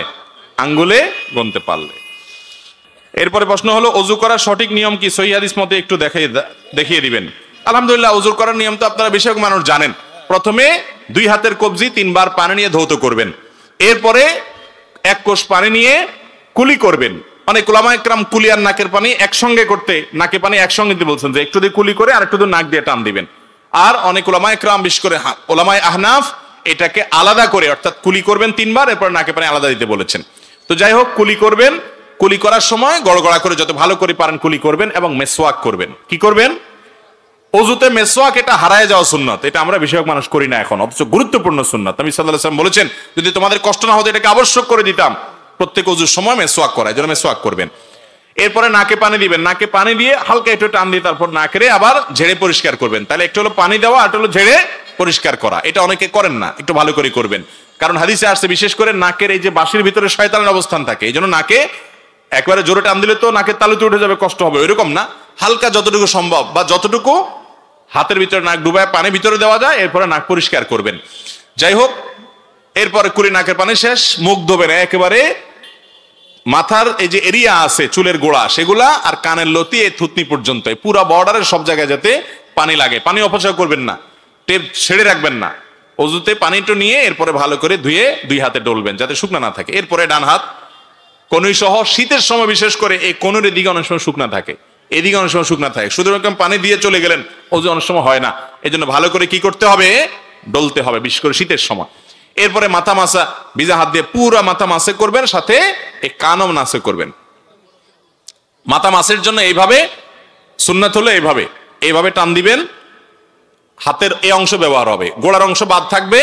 এবার পেছন থেকে গোড়ার অংশ দিয়ে এভাবে টান দিবেন, একবার নিবেন আরেকবার টান দিবেন, তাতে 2 হাতের 2 অংশ ব্যবহার হয়ে যাবে, পুরা মাথা মাসে হয়ে যাবে। আর আঙ্গুল, এই আঙ্গুল দিয়া এই কানের চিপা দিয়ে এরপরে কানের লতি মাসে করলেন, শেষ। এরপরে ডান পাও 3 বার, বাম পাও 3 বার ধুয়ে ফেললেন। পায়ের আঙ্গুলি, পায়ের গিরা, পায়ের গোড়ালি, এগুলা বিশেষ করে ডলে ডলে ধুইতে হবে। নবীজি বলেছেন, ওয়াইল লিল আকাবি মিনান নার, পায়ের গিরা গোড়ালি থেকে জাহান্নামের আগুন থেকে বাঁচানোর চেষ্টা করবে। অতএব এভাবে আমরা ওযু করব। আর শুরুতে বিসমিল্লাহ বলতে বলবো না, বিসমিল্লাহ বলে ওযু করব।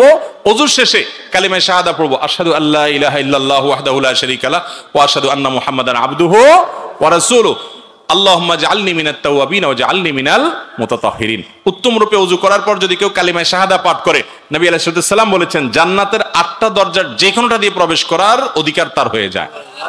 এই আমলটা যদি কেউ নিয়মিত করে ফেলতে পারে। এজন্য ভাইরা, এটাকে আমি বলি জান্নাতের 8 দরজার কমন রিমোট। উত্তম রূপে ওযু করে শেষে কালিমায়ে শাহাদা পাঠ করা চেষ্টা করব না ইনশাআল্লাহ। আর ওযুর ক্ষেত্রে কিন্তু নবীজির নির্দেশগুলো সবগুলাতেই প্রায় একরকম, আসবিগুল ওযু, তোমরা ওযুকে ভালো করে করো, উত্তম রূপে করো। এজন্য ভালো করে ডলে এই চিপা টিপা, আঙ্গুলের চিপা, পায়ের গিরা, গোড়ালি, পায়ের চিপা, আঙ্গুলের নখের চিপা, এগুলো ভালো করে ডলে পানি পৌঁছাইতে হবে, শুকনা থাকলে ওযু হবে না। মৃত ব্যক্তিকে মাটি দেওয়ার সময় কবরের 4 কোণা 4টি দোয়া পাঠ করা কি জায়েজ? ভাইরা আমার, মৃত ব্যক্তিকে কবরে রাখার সময় খেয়াল রাখবেন, কবর করার সময়, কবর খননের সময় অনেক এলাকায় সুন্নাহসম্মতভাবে করে না। কবর করার সময় কবরের কেবলার দিকে মাটির নিচে সুড়ঙ্গ করে ওই সুড়ঙ্গের ভিতরে লাশটা দিয়ে এরপরে বাঁশ ইত্যাদি দিয়ে মাটি দিয়ে দাফন করবেন, এটা হলো সুন্নাত। সিন্দুক কবর যেটাকে বলে, একেবারে পশ্চিম পাশের যে মাটি থাকবে তার নিচে সিন্দুকের মতো করে নিচের দিকে খুঁড়বেন, যাতে করে লাশ পুরাটা প্যাক করে একদম আপনার ড্রয়ারে রাখার মতো রেখে দেওয়া যায়। এরপরে মাটি দিয়ে দাফন দিবেন। যদি সেটা করতে না পারেন, কোনো কারণে বৃষ্টি হচ্ছে, মাটি ভেঙে পড়ে যাচ্ছে, তাহলে সেক্ষেত্রে মাঝখানে কবরের ভিতরে আবার আরেকটা বড় গর্ত করে গর্তের ভিতরে লাশটা রেখে তার উপরে বাঁশ দিয়ে দিবেন। শুধু কবর করে এক কোণাতে আপনি লাশটাকে কাট করে রেখে দিলেন। এটা কবর দেওয়ার কোনো পদ্ধতি, সঠিক পদ্ধতি নয়। তাহলে এই পদ্ধতি অবলম্বন করতে হবে। দ্বিতীয়ত, কবরে যখন লাশ রাখবেন তখন বিসমিল্লাহি ওয়া আলা মিল্লাতি রাসূলিল্লাহ অথবা বিসমিল্লাহি ওয়া আলা সুন্নাতি রাসূলিল্লাহ, হাদিসে দুই রকমই আসছে, এটা পাঠ করবেন। এখানে অনেকে মিনহা খালাকনাকুম ওয়া ফিহা নুঈদুকুম ওয়া মিনহা নুখরিজুকুম তারাতান উখরা পড়ে, এটি হাদিস দ্বারা প্রমাণিত নয়। এবং লাশ দাফন করার সময়, দাফন করার পর চার কোণায় দাঁড়ায় চারটা দোয়া পড়া, এটা কোনো হাদিস দ্বারা প্রমাণিত নয়। দাফন করা শেষ, কিবলামুখী হয়ে মুর্দার জন্য ইস্তেগফার করবেন এবং তার জন্য ইমানের উপরে যেন অটল থাকতে পারে সোয়াল জবাবে দোয়া করেন, বাস এটুকু হাদিস দ্বারা প্রমাণিত। অতএব হাদিসে যেটি প্রমাণিত না সেরকম কিছু আমরা করব না। আমার বাবা সবসময় বাড়িতে নামাজ পড়ে, তার নামাজ কি কবুল হবে? জামাত তরক করে একাকী পুরুষ মানুষ বাসায় যদি নিয়মিত নামাজ পড়ে, তার এই নামাজ আল্লাহর কাছে কবুল হবে না। ফরজ, ওয়াক্তের ফরজটা কোনো মতে দায়মুক্ত হয়তো হবে, কিন্তু আল্লাহর কাছে কবুল হবে না। এক হাদিসে আসছে লা সালাতা লিজারিল মসজিদি ইল্লা ফিল মসজিদি, যে ব্যক্তি মসজিদের প্রতিবেশী অর্থাৎ মসজিদে যেতে পারে, সে বাসায় নামাজ পড়লে নামাজ হবে না। অনেক মুরব্বী আছে এক যুক্তিতে বাসায় নামাজ পড়েন, সেটা হলো বলে যে কার পিছন নামাজ পড়ো, দুনিয়াতে মানুষ আছে নাকি? ওনারা সব ইমাম সাহেবদেরকে মনে করেন এরা তো আর খারাপ মানুষ, এদের পিছনে নামাজ পড়া জায়েজ নাই। ভালো করে শুনে রাখেন, ইমাম সাহেবরা যদি খারাপও হয় তারপরেও জামাতে নামাজ পড়তে হবে, একা নামাজ পড়া যাবে না। একা নামাজ পড়া এটা ভুল, কারণ সালাতুল জামাআতে তাফদুলু সালাতাল ফজর বি87 দারাজা, হাদিসে আসছে একা নামাজ পড়ার চাইতে জামাতে নামাজ পড়লে 27 গুণ বেশি সওয়াব হয়। শুধু সওয়াব না, নবীজি সাল্লাল্লাহু আলাইহি সাল্লাম বলেছেন, আমার মনে চায় নামাজের পরে বিভিন্ন এলাকায় গিয়ে গিয়ে দেখতাম যে কারা মসজিদে আসে না, সে বাড়িগুলোতে কাঠ একত্র করে আগুন ধরে আমি জ্বালায় দিতে মনে চায়, কিন্তু দিতে পারি না, সেখানে মহিলারা আছে, বাচ্চারা আছে, বৃদ্ধ অসুস্থরা নামাজে যেতে পারে না, মাজুররা আছে, সেজন্য নাহলে আমার মনে চায় জ্বালায় দিতে। তার মানে কি, এই জামাতে উপস্থিত হয়ে নামাজ পড়া ওয়াজিব, নাহলে নবী সাল্লাল্লাহু আলাইহি ওয়াসাল্লাম আগুন জ্বালায় দিতে, আগুন জ্বালাতে তিনি চান না, এটা কথার কথা বোঝার জন্য বলছেন। এত ভয়ঙ্কর বিষয় জামাত তরক করা। অতএব যারা বাসায় একা একা নামাজ পড়ার নিয়মিত, তারা ভালো কোনো কাজ করেন না। এরপরে প্রশ্ন হলো, সুন্নত নামাজের কাজা হয় না, তাহলে যোহর ও ফজরের আগে যে সুন্নত আছে এগুলো ছুটে গেলে কিভাবে পড়বো? যোহরের আগে সুন্নত নবী করিম সাল্লাল্লাহু আলাইহি ওয়াসাল্লামের একবার ছুটে গেছিল, মেহমানের কারণে ব্যস্ত ছিলেন, উনি পরবর্তীতে সেটা পড়ে দিয়েছেন। এই জন্য যোহরের সুন্নত যদি ছুটে যায়, তাহলে যোহরের সালাম ফেরানোর পরে ইমাম সাহেব 2 রাকাত পড়ার পরে, ইমাম সাহেবের সাথে সালাম শেষ করার পরে আপনার 2 রাকাত নামাজ যে সুন্নত আছে যোহরের পরে পড়বেন, তারপরে আগের 4 রাকাত পড়ে ফেলবেন। কথা কি বুঝাতে পারছি? আর ফজরেরটা কখন পড়বেন? ফজরেরটা সবচেয়ে উত্তম হলো, যদি কোনো কারণে ফজরের আগে পড়তে না পারেন, জামাত দাঁড়া গেছে, জামাতে শামিল হয়ে গেছেন, তাহলে আপনি ফজরের জামাত শেষ সূর্য ওঠার 15-20 মিনিট পরে ইশরাকের ওয়াক্ত তখন পড়বেন, এটা হলো সবচেয়ে ভালো। ফজরের পরপর পড়াকে অনেক ওলামা কেরাম জায়েজ বলেছেন, কিন্তু অনেকে এটা নিষেধ করেছেন, কারণ হাদিসে আসছে ফজরের পরপর কোনো নামাজ নাই। এই জন্য সবচেয়ে উত্তম হলো সূর্য ওঠার 15-20 মিনিট পরে গিয়ে পড়া, তাহলে নির্ভেজাল এবং মতপার্থক্যের ঊর্ধ্বে আপনি উঠে গেলেন। এরপরে প্রশ্ন হলো, টয়লেটের টেপে ওযু করা যাবে কিনা, দাঁড়িয়ে ওযু করা যাবে কিনা? ওযু দাঁড়িয়ে করাতে কোনো অসুবিধা নেই, হাদিস নিষেধ নাই। তবে টয়লেটের টেপে ওযু করলে পানির অপচয় হয় অনেক বেশি, পানির যেন অপচয় না হয় সেদিকটা খেয়াল করতে হবে। টয়লেটের টেপে ওযু করতে গেলে আবার আরেকটু সুবিধা, যে টয়লেটের যে প্যান আছে, টয়লেটের যে কমোড আছে, এই কমোড আর টেপের মাঝখানে যদি আড়াল না থাকে, ওয়াল না থাকে, পার্টিশন না থাকে বা কোনো পর্দা না থাকে, তাহলে সেই জায়গায় ওযু করতে গেলে বিসমিল্লাহ বলতে পারবেন, কারণ টয়লেটে আল্লাহর নাম নেওয়া নিষেধ, ইবনে আব্বাস রাদিয়াল্লাহু আনহু নিষেধ করেছেন। এই জন্য ওযু করবেন বাহিরে, টেপে করলে যাতে করে পানি অনেকে টেপ ছেড়ে দিয়ে পড়তে থাকে, সে ডলতে থাকে, এটা জায়েজ নাই। বন্ধ করে নিয়ে তারপরে ডলবেন, অপচয় করবেন না। আর টয়লেটের মধ্যে যদি আপনি ওযু করেন, তাহলে সেই ক্ষেত্রে মনে রাখবেন, টয়লেটে ওযু করলে বিসমিল্লাহ বলতে পারবেন না মুখে, আর বিসমিল্লাহ না বলতে পারলে ওযু অপূর্ণাঙ্গ থাকে, ওযু হয়ে যাবে কিন্তু অনুচিত হবে। এই জন্য উত্তম হলো টয়লেটে ওযু করতে হলে ওই যে প্যান বা কমোড আর টেপের মাঝখানে যাতে বেড়া থাকে সেই চেষ্টা করবেন। যদি সেটা না থাকে, বাইরে ওযু করবেন। বাইরে পুরোপুরি ওযু করা যাচ্ছে না, তাহলে সেক্ষেত্রে বেসিনে ওযু শুরু করে বিসমিল্লাহ পড়ে পাওটা ভিতরে যে শুধু ধুয়ে আসবেন। কথা কি বুঝাতে পারছি? টয়লেটে যদি ওযু করতেই চান, বাইরে কোনো ব্যবস্থা যদি না থাকে, তাহলে বিসমিল্লাহ মুখে বলবেন না, মনে মনে বলবেন, ওযু হয়ে যাবে। কিন্তু উত্তম হলো টয়লেটে এরকম জায়গায়, নাপাক জায়গায় ওযু না করে আপনি বাহিরে ওযু শুরু করে তারপরে শেষে গিয়ে পাও ধুয়ে নিলেন। ওসর সম্পর্কে জানতে চাই, বাংলাদেশে ওসরি জমিন আছে কিনা? বাংলাদেশে ফসলের যাকাত আমরা অনেকে দেই না, অথচ ফসলের যাকাত দিতে হবে। বাংলাদেশের জমিন ওসরি জমিন, অতএব যাদের নেশাব পরিমাণ ফসল হবে তারা অবশ্যই ফসলের যাকাত দিতে হবে শর্ত সাপেক্ষে। অনেকে এটা দেন না। বিস্তারিত জানার জন্য ডক্টর খন্দকার আব্দুল্লাহ জাহাঙ্গীর রহমাল্লাহর লেখা বই আছে, বাংলাদেশের জমিনের ওসর এর প্রয়োগ সম্পর্কে ছোট্ট ছোট বই আছে, ওইটা কিনে নেবেন, বিস্তারিত জানতে পারবেন। ফরজ সালাতের পর কি কি তাসবিহ পড়তে হয় একটু বলবেন, এবং ফরজ সালাতের পর সম্মিলিত মুনাজাত করা যাবে কিনা। ভাইরা আমার, ফরজ সালাতের পর নবী করিম সাল্লাল্লাহু আলাইহি ওয়াসাল্লাম অনেকগুলো দোয়া এবং জিকির পড়তেন। আয়াতুল কুরসি পড়তেন, সূরা ইখলাস, সূরা ফালাক, সূরা নাস একবার পড়তেন। লা ইলাহা ইল্লাল্লাহু ওয়াহদাহু লা শারীকা লাহু লাহুল মুলকু ওয়া লাহুল হামদ ওয়া হুয়া আলা কুল্লি শাইইন কাদির পড়তেন। লা ইলাহা ইল্লাল্লাহ মুখলিসিনা লাহুদ-দ্বীন ওয়ালাউ কারিহাল কাফিরুন পড়তেন। আল্লাহুম্মা আইন্নি আলা যিকরিকা ওয়া শুকরিকা ওয়া হুসনি ইবাদাতিক পড়তেন। লা ইলাহা ইল্লাল্লাহ ওয়া লা না'বুদু ইল্লা ইয়্যাহু ওয়া লা লাহুন নি'মাতু ওয়াল ফাদলু ওয়া সানাউল হাসান এটা পড়তেন। 33 বার সুবহানাল্লাহ পড়তেন, 33 বার আলহামদুলিল্লাহ পড়তেন, 34 বার আল্লাহু আকবার বলতেন। কোন বর্ণনা আছে 33 সুবহানাল্লাহ আলহামদুলিল্লাহ আল্লাহু আকবার, আর 34তম বার হলো লা ইলাহা ইল্লাল্লাহু ওয়াহদাহু লা শারীকা লাহু লাহুল মুলকু ওয়া লাহুল হামদু আলা কুল্লি শাইইন কাদির। এই দোয়াগুলো পড়া সুন্নাত। আমরা এই সুন্নাতটা জানি না, রেডিমেড মুনাজাত জানি। এরপরে প্রশ্ন হলো, বাবা মারা যাওয়ার পর তার ঋণের পরিশোধের দায়িত্ব ছেলে মেয়ে উভয়ের উপরে হবে নাকি শুধু ছেলের উপরে হবে? বাবা মারা যাওয়ার পর তার যদি কোনো ঋণ থাকে তাহলে সেই ঋণ সন্তানরা না, বরং তার পরিত্যক্ত সম্পদ যেগুলো রেখে মারা যাবেন ওইগুলো দিয়ে ঋণ পরিশোধ করতে হবে। কথা কি বুঝাতে পারছি? সেগুলা বিক্রি করে ঋণ পরিশোধ করার পর টাকা পয়সা থাকলে, জমি জমা থাকলে সন্তানরা ভাগ করে নিবে। আর যদি ঋণেই সব চলে যাবে, সন্তানরা ভাগ নিবে না। কথা কি বুঝাতে পারছি? সন্তানদের উপরে বর্তাবে না। সন্তানরা যদি দেয়, সন্তানরা যদি দিতে চায় তাদের তরফ থেকে, যেমন অনেক কিছু রেখে যান নাই, কোনো সম্পদ নাই, এখন সন্তানরা যদি দিতে চায় সেটা অবশ্যই ভালো, সেটা দিলে কোনো অসুবিধা নাই। কথা কি বুঝাতে পারছি? সন্তানরা বরং নৈতিক দায়িত্ব, যে বাবার কোনো সম্পদ না, আল্লাহ আমাদেরকে তৌফিক দিয়েছে, তাহলে তাদের উচিত বাবার তরফ থেকে দেওয়া। ছেলে টাকা থাকলে ছেলেও দিবে, মেয়ের টাকা থাকলে মেয়েও দিবে, কিন্তু এটা মূলত কর্তব্য কার?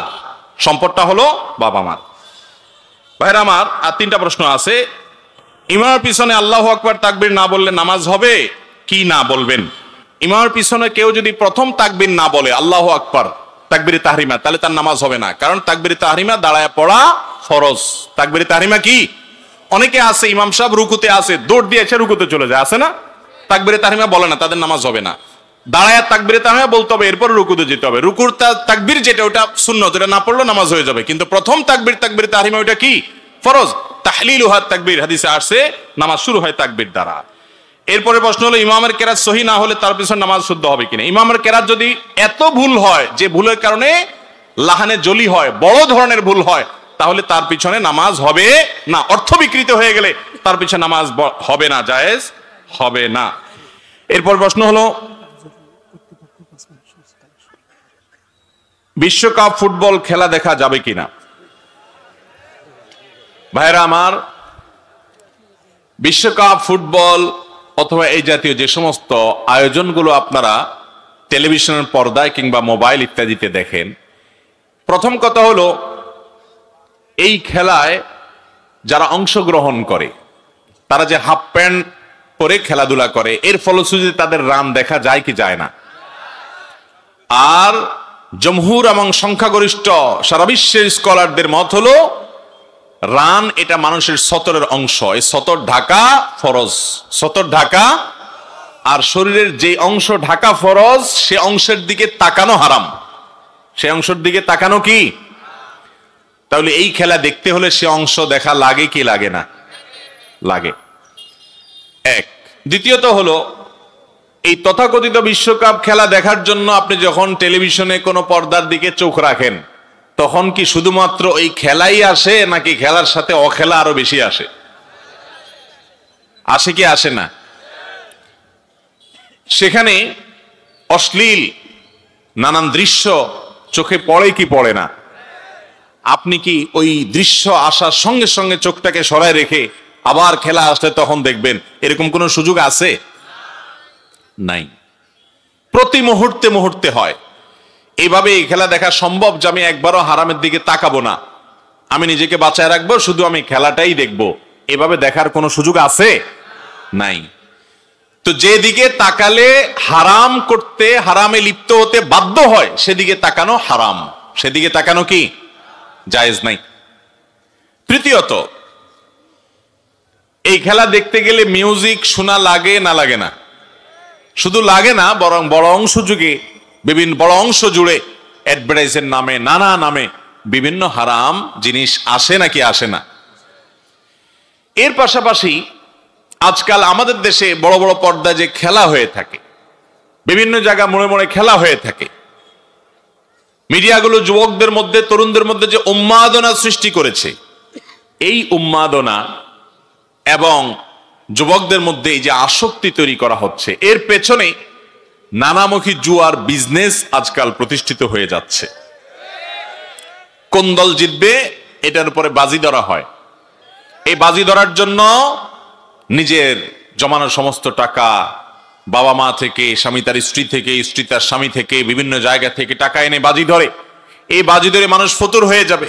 একটা সময় মানুষ সর্বস্ব হারিয়ে কেউ হয়তো আত্মহত্যার পথ বেছে নিবে। এরকম ধ্বংসাত্মক কর্মকাণ্ড হয় কি হয় না? চতুর্থত, এই খেলাধুলা দেখার নাম করে, এটা তো খেলা না, খেলা হলো মানুষের জীবনের 4 সাবজেক্ট।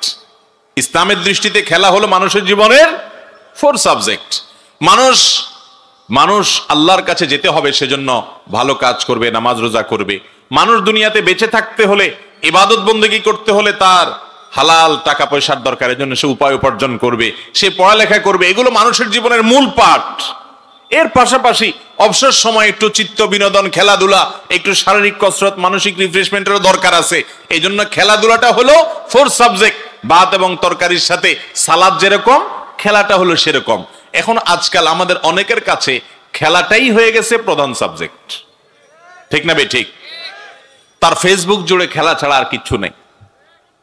তার শরীর জুড়ে ওই পছন্দের দলের জার্সি ছাড়া আর কিছু নাই। তার বাসা জুড়ে, তার মাথা জুড়ে পছন্দের দলের পতাকা ছাড়া আর কিছু নাই। গভীর রাত জেগে সে কোনোদিন পড়ালেখাও করে নাই, গভীর রাত জেগে সে কোনোদিন বাবা মার সেবাও করে নাই, গভীর রাত জেগে কোনোদিন সে নামাজের জন্য অপেক্ষাও করে নাই, কিন্তু গভীর রাত সে খেলার জন্য জেগে আছে, ঠিক না বেঠিক? অতএব এটা খেলা নয়, এটা শুধু খেলা নয়, এটা হলো ঈমান হরণের খেলা। এটা হলো মুসলমান যুবকের চেতনাকে ধ্বংস করার খেলা। যার আখিরাত নাই, যে আল্লাহর সামনে দাঁড়াবার প্রতি ঈমান নাই, বিশ্বাস নাই, সে যা খুশি তা করতে পারে, কিন্তু মুসলমান জানে তাকে আল্লাহর সামনে দাঁড়াতে হবে। ভাইরা আমার, ইসলাম এত সুন্দর জীবন বিধান। ইসলামে মানুষকে শারীরিক ব্যায়াম হয়, এই ধরনের খেলাধুলা করতে উৎসাহিত করা হয়েছে।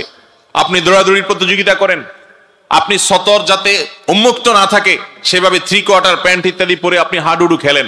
আপনি নিজে ক্রিকেট খেলেন, সেখানে যেন হারাম কোনো কিছু না থাকে। আপনি যে নিজে ফুটবল খেলছেন, সেখানে যদি আপনার হাঁটু ঢাকা থাকে, সতর উন্মুক্ত না থাকে, সেখানে যদি এক পক্ষ অন্য পক্ষকে কোনো আর্থিক লেনদেন না করেন, কোনো জুয়া ইত্যাদি সেখানে যদি না রাখেন, তাহলে শুধুমাত্র ব্যায়ামের উদ্দেশ্যে, শারীরিক কসরতের উদ্দেশ্যে এই জাতীয় খেলা যেগুলোতে শারীরিক ব্যায়াম হয়, সেগুলো ইসলামের দৃষ্টিকোণ থেকে জায়েজ আছে। খোলা চোখে ডাইরেক্ট যদি সেই খেলা দেখে, এটা দেখতে গিয়ে কোনো চোখের জেনা করা না লাগে। নবীজি বলেছেন, জেনাল আইনি আর নজর, চোখের জেনা হলো চোখ দিয়ে পরনারীর প্রতি দৃষ্টিপাত করা, সেখানে অশ্লীল নারীর দৃশ্য এটা যদি দেখা না লাগে। তাহলে কোনো মাঠে কেউ খেলছে, সেখানে সতর উন্মুক্ত নাই, আপনি যদি সেই খেলা দেখতে যান, তাহলে শর্ত পূরণ করে আপনি দেখতে পারেন। ইসলাম আপনাকে ব্যায়ামের জন্য, শারীরিক রিফ্রেশমেন্টের জন্য খেলাধুলার কথা, চিত্ত বিনোদনের কথা বলেছে। আপনি সেটা না করে কোথাকার কোন দেশের কে খেলছে ভূতের মতো সেদিকে চাইয়া আছে। ওই লোক জিতলেও আপনার লাভ নাই, সে হারলেও আপনার লস নাই। অথচ সে জিতলে আপনি লাফায় উঠতেছেন খুশির চোটে, আর হারলে আপনি চোখের পানি ফেলে দিচ্ছেন, কাঁদতেছেন। আপনার মতো নির্বোধ আর বোকা দুনিয়াতে আর কে আছে বলেন? আল্লাহ তাআলা আমাদের যুবকদের বিবেকগুলোকে জাগ্রত করে দিন। আমরা আমাদের সময়ের হেফাজত করতে হবে, আল্লাহর কাছে জবাবদিহি করা লাগবে। আপনার বুক ভরা ভালোবাসা দেওয়ার জন্য জায়গা পাচ্ছেন না। কোথাকার কোন দেশের খেলোয়াড়ের জন্য এত ভালোবাসা, সেই খেলোয়াড় আপনার দেশের নামও হয়তো জানে না, তার জন্য আপনার ভালোবাসা, আপনার লজ্জা হয় না? যেটার নাম খেলা, যেটা জীবনের 4 সাবজেক্ট, সেটাকে আপনি সবচেয়ে গুরুত্ব দিয়া আপনার জীবনে সেটা রেখেছেন। কত যুবক, কত মানুষ পেপার পত্রিকা উঠে আসছে যে তারা তার পছন্দের দলের পতাকা বানানোর জন্য জমি বিক্রি করে, বইয়ের জমানোর টাকা খরচ করে সে এত মাইল লম্বা, এত কিলোমিটার লম্বা পতাকা বানাইছে। অথচ এদেশে বহু মানুষ এখনো আছে যাদের গায়ে শীতের কাপড় নাই। সে দেশে কোথাকার কোন দেশ, যে দেশের সাথে আমার দেশের কোনো কূটনৈতিক সম্পর্ক নাই, রাজনৈতিক সম্পর্ক নাই, ধর্মীয় সম্পর্ক নাই, সামাজিক সম্পর্ক নাই, কোন ধরনের সম্পর্ক নাই, সেই দেশের সাপোর্টের নামে সেই দেশের পতাকা বানায়া কিলোমিটারকে কিলোমিটার পর্যন্ত সেটা ঝুলানো এই দেশে, অথচ গরিব মানুষের গায়ে কাপড় নাই। আপনার নিজের মা বাবার জন্য জীবনে কখনো একটা কাপড় উপহার দেন নাই, ছোট বোনটাকে জীবনে একজোড়া মোজা কিনে দেন নাই, আপনার আশেপাশে বহু গরিব মানুষ আছে তাদেরকে কোনো কিছু করেন নাই, আপনার নিজের জন্য হয়তো এত টাকা খরচ করেন নাই। আর তথাকথিত সেই আপনার পছন্দের দলের জন্য যে পাগলামি করছেন, এই পাগলামির জন্য, এই অর্থের অপব্যবহারের জন্য আল্লাহর কাছে জবাবদিহি করা লাগবে। যুবক, ভালোবাসার জায়গা পাচ্ছেন না। আপনি কার সন্তান জানেন? আপনি মুহাম্মদ সাল্লাল্লাহু আলাইহি সাল্লামের উম্মত। আপনি আবু বকর রাদিয়াল্লাহু তাআলা আনহুর অনুসারী, আপনি ওমর ফারুকের অনুসারী, আপনি আলী কাররামাল্লাহু ওয়াজহার অনুসারী, আপনি ওসমান গনির অনুসারী, আপনি আবু হুরায়রার অনুসারী, আপনি বড় বড় সিনিয়র সাহাবীদের অনুসারী। আপনি যাদের অনুসারী, সে পূর্বপুরুষরা পৃথিবীকে অনেক কিছু দিয়ে গেছে, আর আপনি তথাকথিত আল্লাহর প্রতি ঈমান নাই, আখিরাতের প্রতি ঈমান নাই, মুসলমানদের প্রতি কোনো সিম্পেথি, ভালোবাসা নাই। যারা সমকামিতাকে বৈধ মনে করে, যারা মুসলমান, ফিলিস্তিনের মুসলমানদের রক্তকে হালাল মনে করে, যারা কাফের, যারা মুশরিক, যারা বেঈমান, তাদের প্রতি ভালোবেসে আপনি রাতকে রাত জেগে আছেন। আপনি ঝগড়াঝাটি করছেন আপনার পছন্দের দল নিয়ে, আপনি ঝগড়ার আর ইস্যু পাচ্ছেন না। ভাইরা আমার, এই উন্মাদনা আমাদের দেশে যেইভাবে দেখা যাচ্ছে, জাতি হিসাবে এটা আমাদের জন্য লজ্জাজনক।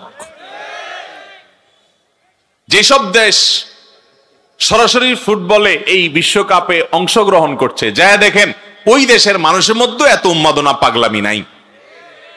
আর যদি থাকেও কথার কথা, এই উন্মাদনা আমার দেশের কোনো উন্নতি বয়ে আনবে? দেশের লক্ষ লক্ষ মানুষের কোটি কোটি ঘন্টা প্রতিদিন নষ্ট হচ্ছে খেলার নামে।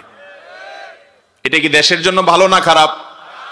তারপরেও দুঃখজনক ভাবে আমাদের মিডিয়াগুলো এটাকে ইতিবাচক ভাবে দেখায়, মনে হচ্ছে কাজটা খুব ভালো করছে। ভাইরা আমার, এই পাগলামি, এই উন্মাদনা, এটা কখনো আখিরাতে বিশ্বাসী মুসলমানকে সাজে না। তার জীবনের প্রতিটা মুহূর্ত দামি এবং এর হিসেব আল্লাহর কাছে দেওয়া লাগবে। অতএব এই সমস্ত পাগলামি পরিহার করবো তো ইনশাআল্লাহ।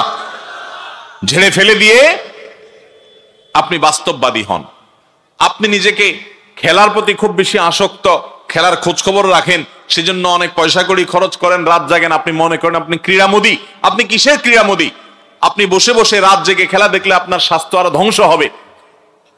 প্রকৃত অর্থে আপনি নিজে যদি ব্যায়াম করেন, আপনি যদি শারীরিক কসরত করেন, তাহলে সেক্ষেত্রে আপনি আসল ক্রীড়ামোদী, আপনি বাস্তববাদী মানুষ। ইসলাম আমাদেরকে, নবী করিম সাল্লাল্লাহু আলাইহি সাল্লাম আমাদেরকে শারীরিক এক্সারসাইজ যেন হয়, মানসিক রিফ্রেশমেন্ট যেন হয়, আপনি যেন সব দিক সার্বিকভাবে ফিট থাকতে পারেন, প্রস্তুত হতে পারেন, সেজন্য নবী করিম সাল্লাল্লাহু আলাইহি সাল্লাম আমাদেরকে বিভিন্ন কম্পিটিশন করতে শিক্ষা দিয়েছেন। তিনি নিজে দৌড়াদৌড়ির প্রতিযোগিতায় অবতীর্ণ হয়েছেন, বর্ষা নিক্ষেপ, তীর নিক্ষেপ, শুটিং কম্পিটিশনের জন্য উৎসাহ দিয়েছেন। এগুলোতে মানুষের কল্যাণ আছে, কিন্তু এই ফুটবলে লাথি মারার মধ্যে পৃথিবীবাসীর কোনো কল্যাণ নাই। পায়ের এই কারিশমা, খেলার এই মায়ের প্যাচ, এই নৈপুণ্য সারা পৃথিবীর একজন মানুষ, অভাবী মানুষের পেটে খাবারের ব্যবস্থা করবে না।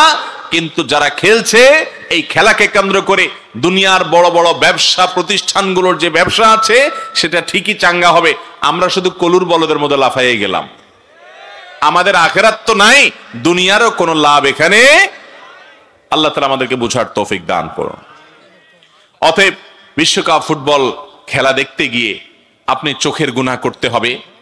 আপনাকে চোখের একাধিক গুনাহ, সতরের দিকে তাকানো যেটা গুনাহ, এবং সেই সাথে পরনারী দেখা, মিউজিক শুনতে বাধ্য হওয়া, এর কারণে উন্মাদনা আপনার ভিতরে তৈরি হওয়া, নামাজ ইত্যাদির প্রতি অমনোযোগী হওয়া, এবং অমুসলিমদের প্রতি একজন মুসলমান হিসাবে আল্লাহর কারণে যে অপছন্দ করার বিষয় ছিল, সে ওয়ালা বারা দূর হয়ে বরং তাদের ভক্ত হয়ে ভালোবেসে আপনি পাগল পরা হয়ে যাচ্ছেন, যা আপনার ইমানের সাথে অসঙ্গতিপূর্ণ।